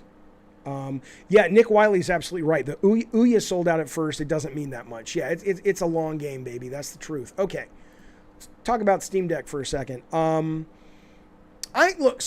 they interviewed this guy today. There was this Boiling Steam, PC Gaming on Linux is so tomorrow, blah, blah, blah. But they interviewed a developer who has his hands on the Steam Deck, or a version of the Steam Deck. It's obviously not final hardware. And they asked him some questions about this. And I want to tell you what they said that has now given me... I never knew how I felt about the Steam Deck. I was always like, I mean, it's cool.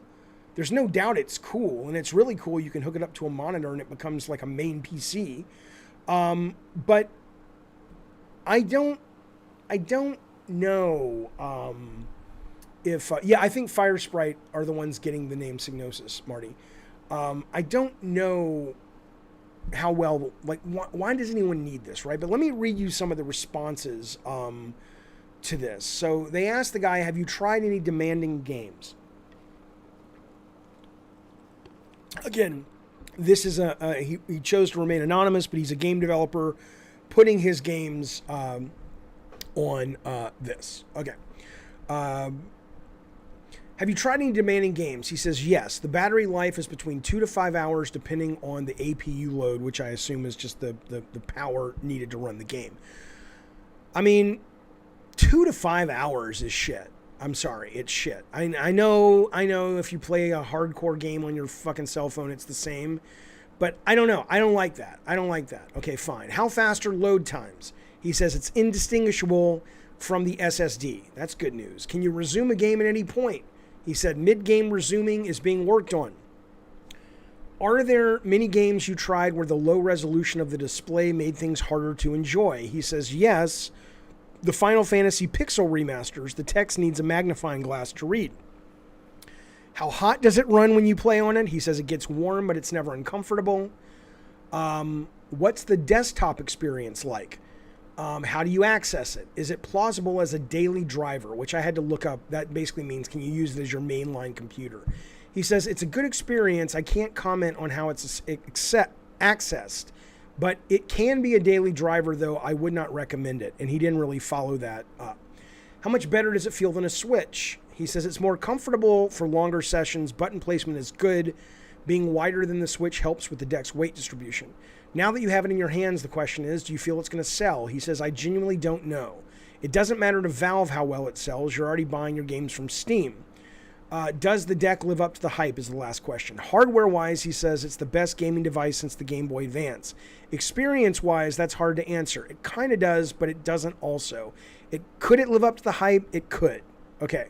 So I bring this up because, you know, the more I hear about it, which is not to say they've lied or they're revealing really awful news about it, but I struggle to know who the fuck this is for. Like, if you're really into your PC games and what makes them great are they're deep and they're nuanced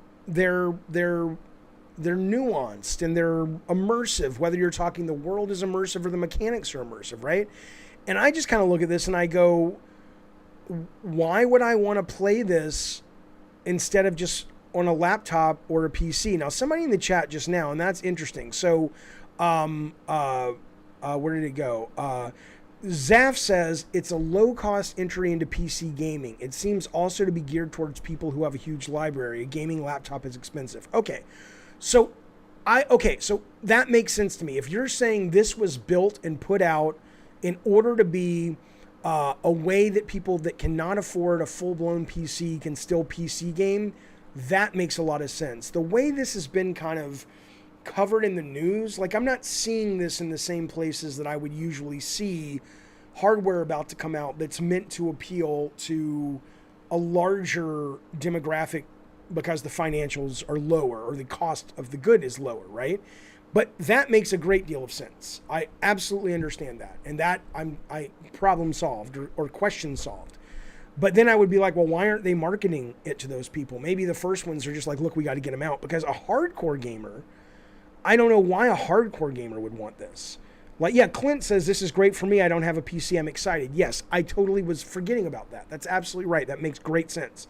But yeah, the idea of like core gamers wanting this, other than just like saying, you know, oh, I like to collect all the hardware. I can understand that maybe, but I certainly do not think I play PC games a lot. There's no way I would want to play on this over just sitting at a screen.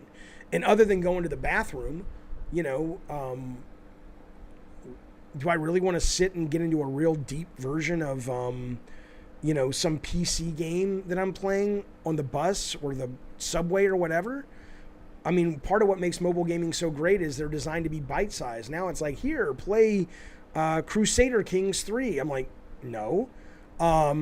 People are better off getting a laptop, says Ralph. Yeah, but if they can't afford it, though, I do think that's a good point. If I get a Stream Deck, it's not leaving the house, says Bacon. I'll look like a fool carrying it around. You know, I mean, I hear you. I don't think you look like a fool. Not as big of a fool as you'll look if you're taking out your controller at the restaurant. See? No, that's bad. Jaffe kind of looks like a homeless Gabe Newell. Okay. I like this because it gives me a low-cost portable option to get into Steam. Why is, yeah, I mean, the portable part is the part that confuses me, but the low-cost PC part makes a great deal of sense. That makes a great fucking deal of sense. Although Jonas says at the price of a Steam Deck, you can literally get a decent gaming PC. So if that's true, then it stops making as much sense. Buying a portable to play at home makes zero sense, says Stingray. I mean, unless you want to play on the couch, or, I don't fucking know. Everybody's different in that regards. Okay, more competition on the hardware front is always good as well. I encourage Steam to keep this up. Well, they don't need your encouragement; they need your money, Grave. So I think if people show up for it, just like the what was the thing, the yellow thing, the whatever Playdate, they'll be fine. I struggle to know if this is going to work because the only audience that ever made sense to me is what you just pitched me. That makes a lot of sense, but I haven't seen them going after that market yet. If I bought it, it'd be just for playing hooked up to my TV or monitor. I can't afford a gaming PC, says Mr. K. Yeah, well, that's what I'm saying. If that's your motivating factor, I get it. It can also be docked to hook up to the TV like the Switch. Yeah, no, it can. And they asked him about that. And they said, kind of, what is it like? They asked him that. They said, what is it like when you hook it up to the TV or a monitor? And he... I think he was like, it's good. I mean, it's not like, oh, he says, have you tried plugging it into a larger monitor? He says, yes, it behaves like a small form factor PC. I don't know what that means, but he did say that. If you know what that means, great. But I have no idea what he means. Eddie T's been a member for 16 goddamn months. Biggest game collector in the biz that I know. He says, Jaffe, do you think Sony would ever try to make another handheld? The Vita was amazing and still has a dedicated hardcore following. The memory cards killed that wonderful system. I don't believe you that the memory cards killed that wonderful system. I think what killed that wonderful system is what always, like I said earlier, what kills Sony's things that are not their mainline product or PlayStation's mainline product, which is they don't set aside enough resources to make Vita development a team's full-time job. If Sony wants to make the Vita, they need to do what Nintendo does. They need to have 8, 9, 10, 12 teams. Some of them can be part of bigger teams, like a team of 20 at Naughty Dog, and some can be brand new studios, whatever. But the problem is they don't support it enough with unique first-party stuff. That's what killed it. And also what killed it was the fallacy, I think, that they felt that they all kind of failed to take mobile into account in terms of why mobile can be appealing. And so I think it's great to have mainline big games on those things, but most people, if you want to sit down and play an 8-hour action-adventure game like Last of Us or Uncharted, you probably don't want to really be playing it on handheld, right? It's more bite-sized, right? At least a lot of games. And they didn't put out a lot of games like that. But I think a proper Sony portable, probably not. But what I do think is all you have to do is look at Japan. Japan is gone right now for Sony, and certainly gone for Xbox. Japan is Switch country, and I've never seen it be Nintendo country as big as it is, since the PlayStation came on the scene. So they've got to be looking at that and going, Japan's all about the portable. We can make some great games, but we need to start pivoting if we want to get Japan back on board. And so it wouldn't surprise me if some kind of portable, just like the Switch, is part of their next piece of hardware. But I agree, yeah, Legends, they need portable teams to support portable devices. Absolutely. Craze says, I remember my friend showing me the Vita and knowing how expensive the memory was, all I could think of was, why would you get into this? I mean, yeah, but that's assuming you're already interested. But I think Vita's biggest problem is you couldn't look at it and say, holy shit, I can play this, I can play this, I can play this. There wasn't a lot for it that was like, blew your fucking mind. But yeah, I absolutely could see that, because I think, unless they just look at Japan and say it's too small of a market, which doesn't make any sense, I have to assume they're going, how do we get Japan back? Rob says, I do think the memory card had something to do with it. I remember I stopped playing because I ran out of memory and only had one game installed. I'm not saying that the lack of memory and the need for memory cards didn't hurt the experience. What I'm saying is, I don't think the product had enough compelling software to get enough people to buy it to even get to where you as a hardcore gamer was. I think people didn't even buy it. I don't think people walked into the store and said, oh my God, look at these 12 amazing games I can't get anywhere else. They're so fucking fun. Oh, the memory card. Yeah, I don't know. Maybe it's worth it though, right? That wasn't the conversation most people had. Most people were like, it looks cool, but there's not much to do on it. Or at least at a mainstream gamer level. But man, I remember I looked at the PSP, and it came out roughly around the time the 3DS did. I remember I did a tweet that said something like, the PSP is going to fuck the 3D or the DS up its stupid fucking ass. And I couldn't have been more wrong. So I don't fucking know. But is Japan still important to Sony, says Afro. US now runs the show. I have to assume they are. I have to assume they're important. I mean, they're still a big market of tech and video games. The price of memory killed sales straight out the gate, which halted game development. I mean, again, I'm telling you, I was working at Sony at the time. It wasn't like there were lots of these fucking games in production, and that was before it came out. There were games in production, but it was cannibalizing console games. For example, I was working on a PSP or PS Vita, I forget, game, and we canceled it because the team that was making it was also making Warhawk, and Warhawk was a bigger title, more expensive, and every time they needed help, they were allowed to pull people off of the game I was working on, because it was like a redheaded stepchild. So, I'm not saying the memory card didn't affect it, but I am saying that it was a symbiotic relationship. Let's say that, if both of those things were driving the decision making.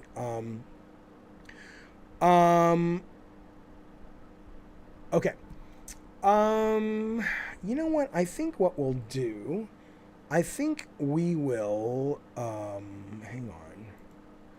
I wanted to talk about dead video game executives. What? And I want to talk about this VR study. But you know what, fellas and filettis, let's get to that tomorrow. We'll do a little Q&A and just shoot the shit right now. And then we'll wrap up at about 7 my time, and then we'll hit it back tomorrow at 5 o'clock. Gabbin' and Games for some of the topics we missed today. Eternal says, Sony didn't abandon Japan, Jaffe. They just moved devs over to studios where they could be more useful.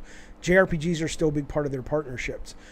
Well, what I'm saying is, if you look at the sales, they're not in the top 20 of the year. It's all Nintendo Switch. That's all I'm saying. So I'm not saying they abandoned them. I'm saying they're getting their asses kicked. And so they can either go, how do we get back in the fight? Or how do we, continue to move away from this shit? Hang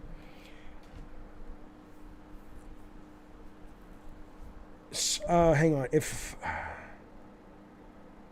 Jaffe, I just realized, says Babyface Dewey, you didn't have much of a hand in Twist Metal Small Brawl. Didn't see your name in the credits. My name should have been in the goddamn credits. I was the creative director of the studio at the time, and it was my idea. But my Small Brawl engagement was the idea, and I worked on it at a design level for a very small amount of time, a month, couple of weeks, and then I transferred over to help out with Kinetica, and then we went into God of War development. My question is more of a request. Look into Manhunt 2 censorship debacle if you can. I will, and I'd like to play Manhunt 1 first. I got to find a place I can play it right now. Are there any impactful books aside from Game Dev Focus that you recommend? I've loved books. I love games, but I feel like a great book can be cheat codes for life. Doug, what do you... maybe, but I think the question becomes, I need a little bit more... data on that. Like, what kind of thing are you hoping the book will bring to your life? And I could maybe recommend something. Do I recommend Twist Metal 3, 4, and Small Brawl? I have not really played much of Small Brawl, Henry. I hear Small Brawl is really good, and it plays a lot like Twisted 2, but I don't know. Twisted 3 and 4, I don't really care for them very much, but it's hard to go back and play Twisted Metal 2 these days, so I don't know if I had spent much time with them back in the day what I would think, but I know they don't feel like Twisted Metal to me. They're not bad, they just don't feel like Twisted Metal.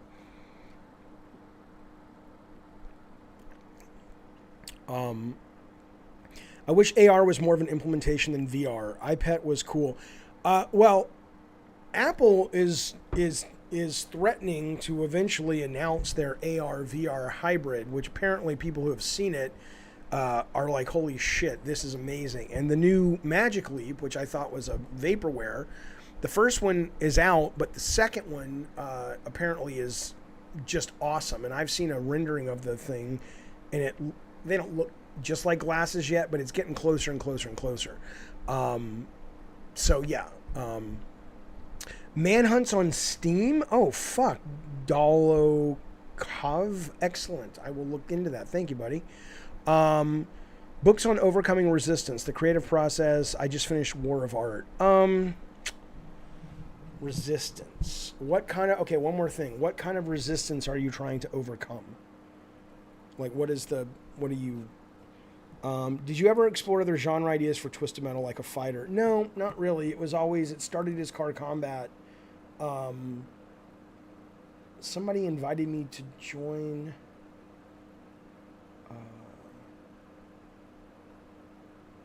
Somebody invited me to join...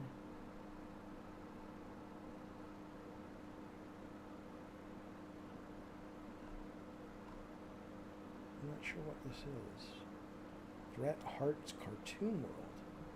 I'll look into that in a second.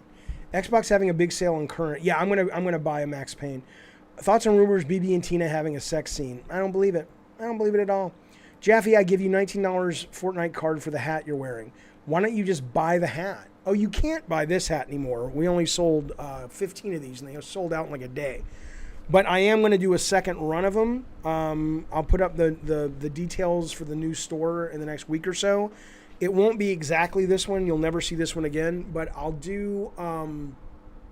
it'll still be Sweet Tooth Ice Cream Treats, but I think we're going to go with a more Twisted Metal 2 version of Sweet Tooth, where this one is obviously Needles Cane from Twisted 1.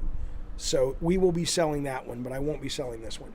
Or any of... Because, I mean, I could, but I'm not. Because the people who bought them, I said they're only going to be 15.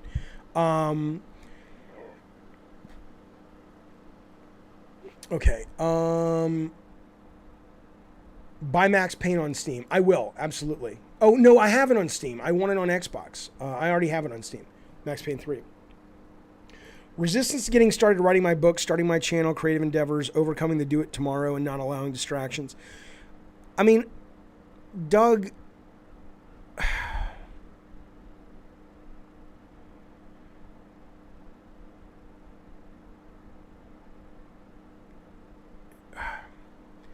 I'm trying to figure out how to express this idea that I want to share.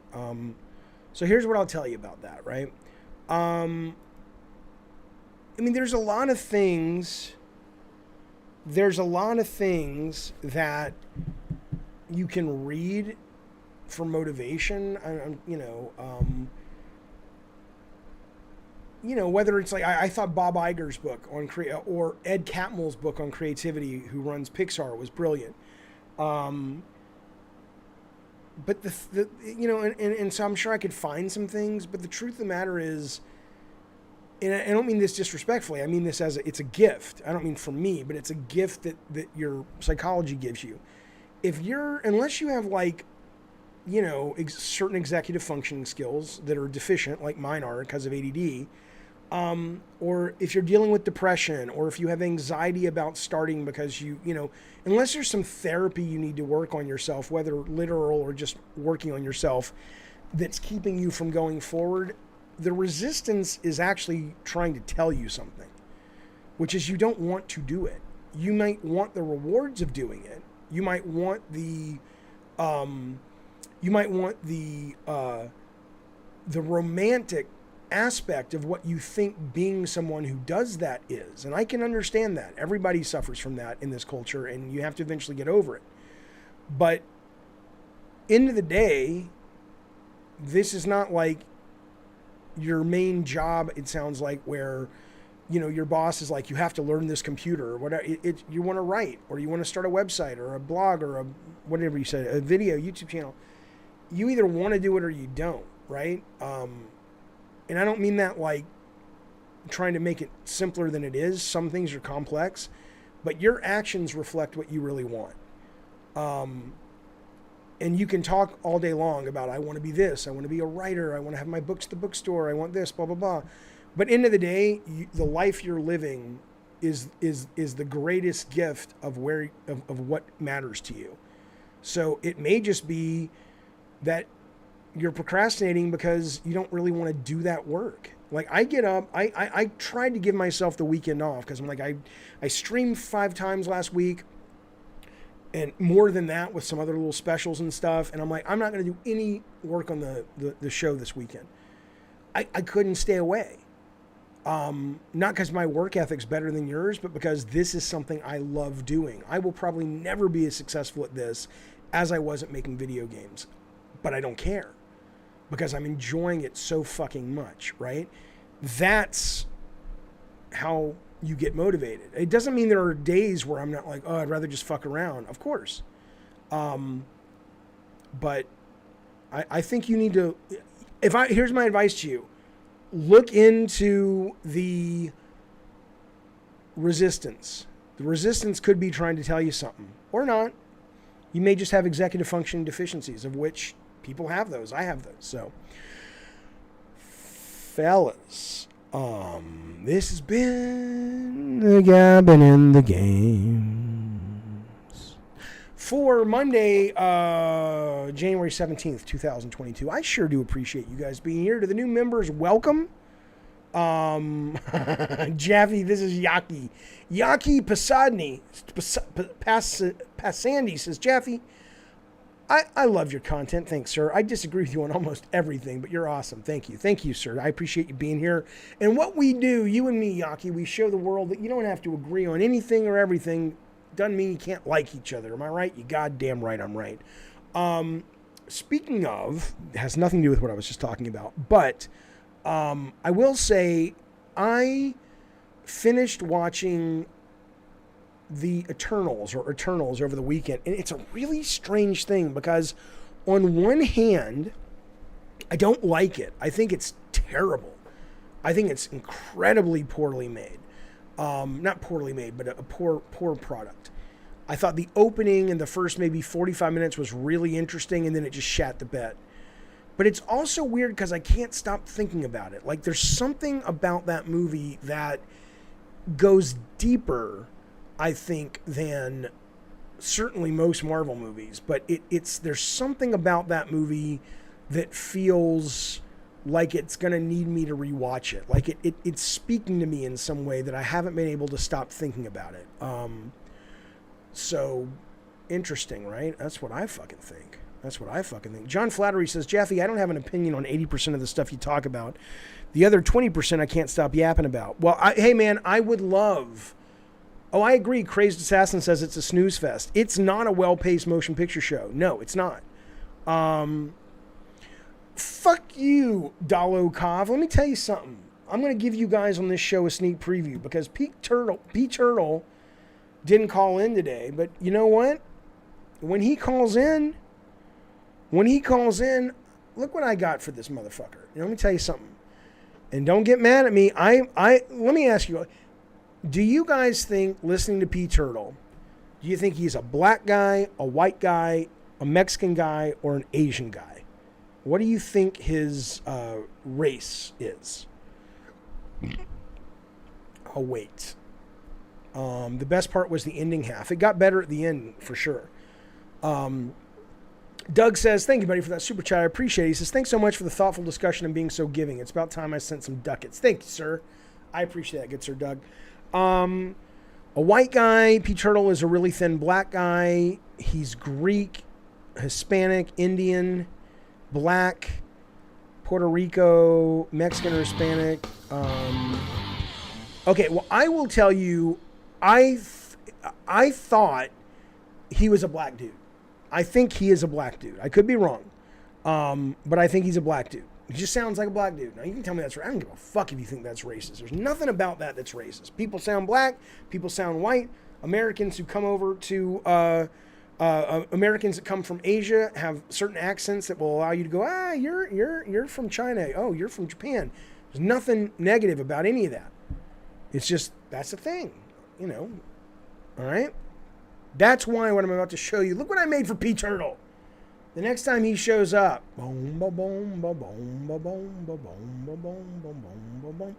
it is basically a misogynistic turtle with the head of Samuel Jackson, and obviously he can speak. I am P Turtle. I say nothing but stupid shit all day long. Right? So, you know, I'm a fan. Right. John Doe says people are lying if they think other races are very distinctive voices. I think you mean don't have distinctive. But yeah, so there's Pete Turtle, and you know, he's raring to go, fellas. I am raring to go. The nice thing is I don't even have to voice him, because when he calls in, I can talk here. Let's do it with Cannibal Lecter real quick. Cannibal Lecter's in the chat. We don't have a lot of time to talk, but hang on. For tonight, the understudy will be played by Cannibal Lecter. Cannibal Lecter, it's Jaffe. Are you there? Yes, I am here. How are you doing today? Wait, I'm sorry. Say it again. I didn't hear you. I am here. How are you today? I am very good. What's going on with you? Cool. Just wanted to mention in regards to Eternals. I was listening in, and I kind of concur with your assessment that, you know, on one hand, it is really, really bad. On the other hand, it's something special. And what I wanted to say was probably you being so interested in is maybe because of mythology. Well, you know, how... Well, I would say, yeah, what interests me, honestly, is there is a kind of Chariots of the Gods. There's kind of a 2001. It's less about Greek mythology or any specific mythology that, like, we study via archaeology or school or anything. And it's more about the idea of, or almost like Prometheus, where did we come from? And these things came and helped us evolve. I really like that idea about it. So creation at the end of the day. Creation as viewed through more of a supernatural, alien, sci-fi lens. Yeah. Cool. The other thing, you know, there was a guy, I forgot his name. It's interesting. But have you seen Train to Busan? Yes, the zombie movie? Okay. Yeah. No, it's just one of the actors is in Eternals, and I thought if you haven't seen it, I just wanted to call in to suggest, to ask to see it if you ever had the chance. But yeah, cool. What actor was it? It's the Don Kim, the Korean one. The protector of Athena. Gilgamesh. Gilgamesh. Yes. God, he was great. So do me a favor, give me what I want. And that's a bingo. There you go. All right, buddy. Thanks for calling. We'll talk to you soon. No worries. Cheers. All right. Bye. You know what? What occurs to me is, it occurs to me that it's very. Bye, P Turtle. Good to see you, buddy. It occurs to me that there are some other puppets that I should create, but I'm going to leave it at that. Fellas, this has been Gabbing Games for the 17th, 18th. Who the fuck knows? Who cares? The 17th of the January month. I'll be back tomorrow. I'll be back all week, 5 o'clock. Hope to see you then. We'll cover some of the news we missed today, tomorrow's news, and we will go from there. Be well. Rob the Mod, thank you. RPG, thank you. Brand new members, welcome. It means a great deal. Consider a membership. All the links are down below. Consider. Don't do it if you don't want to. If you like the show, give it a like. Click the thing. Give it a sub. And hit notify so you'll be able to come here whenever we go live. But Monday through Fridays, at least for the next month, we're 5 o'clock. Smooth sailing. Be well. I did not dodge your question. What was your fucking question, Bacon Magma? I didn't dodge it. I didn't see it, you fuck. Where is it? Tell me. It'll be the last question I do. Where's your stupid fucking question? Just ask it again. Ask your condescending, moronic question again. Legends, thank you, buddy. He says, P. Turtle should have Cat Williams? Who the fuck is Cat Williams? Let me look that person up. And I'll have the wheel working tomorrow, too. Oh, I've seen that guy before. He's a comedian? Yeah, okay. Rob, you want a puppet? You never call in. Where are you? Was it Bacon who had a thing that he says I was dodging? You fucker. No, I didn't dodge shit. I don't dodge shit. The only thing I dodge is the fucking child support payments that I owe your mom. But that's because you're you. Come on. I'm holding my breath. Come on, Pete Turtle. Not Pete Turtle. Who is that? Who asked? Bacon. Come on now. I'll give you 10 seconds, then I'm done. 1, 2, 3, 4, 5, 6, 7, 8, 9. I didn't dodge it, Mr. K. I don't know where it is. Just somebody fucking copy paste the fucking thing. You goddamn right, digital nipples. P Turtle wants. What is your question now? What is your question, Bacon Magma?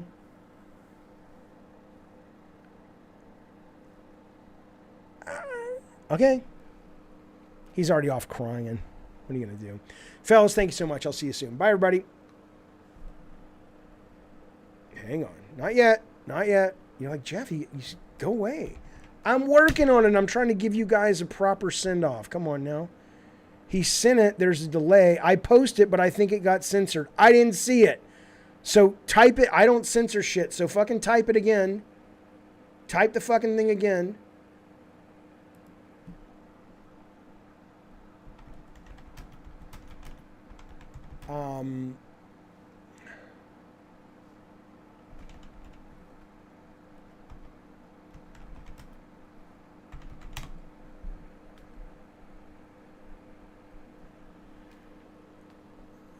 I wouldn't do that, Rob. That doesn't seem very... He wanted to know about retirement homes. Was he talking about, what do I think about retirement homes that let people come in and give sex to the people? I think that's what he said, right? I mean, look, I think prostitution and, sex work should be legal. See you, Hip Optimus Prime. Good to see you as always, buddy. I think it should be legal. And I think if that is a service, once it's legal, which hopefully it will be soon, that if patients want that, yeah, I don't see anything wrong with that. I think that's sex is a very healthy thing. Sex is something that, some people need more than others, but the people that really, it's a need that's consistent. I don't think that goes away just because you're an old person. All right. See you guys soon.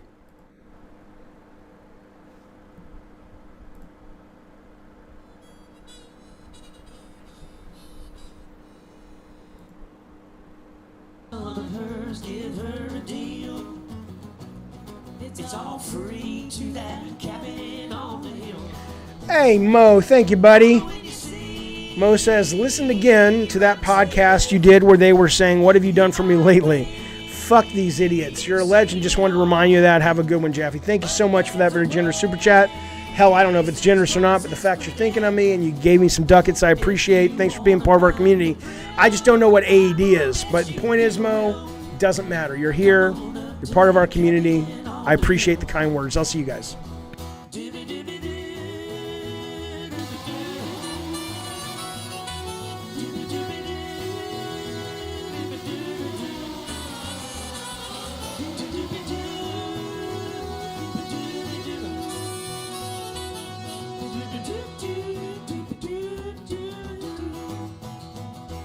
Uncle Rob took off for Hollywood. He said, son, come on, you know you should. They got all them stars driving big fancy cars. I said, I bet they ain't got one single still. I just stay here in my cabin on the hill.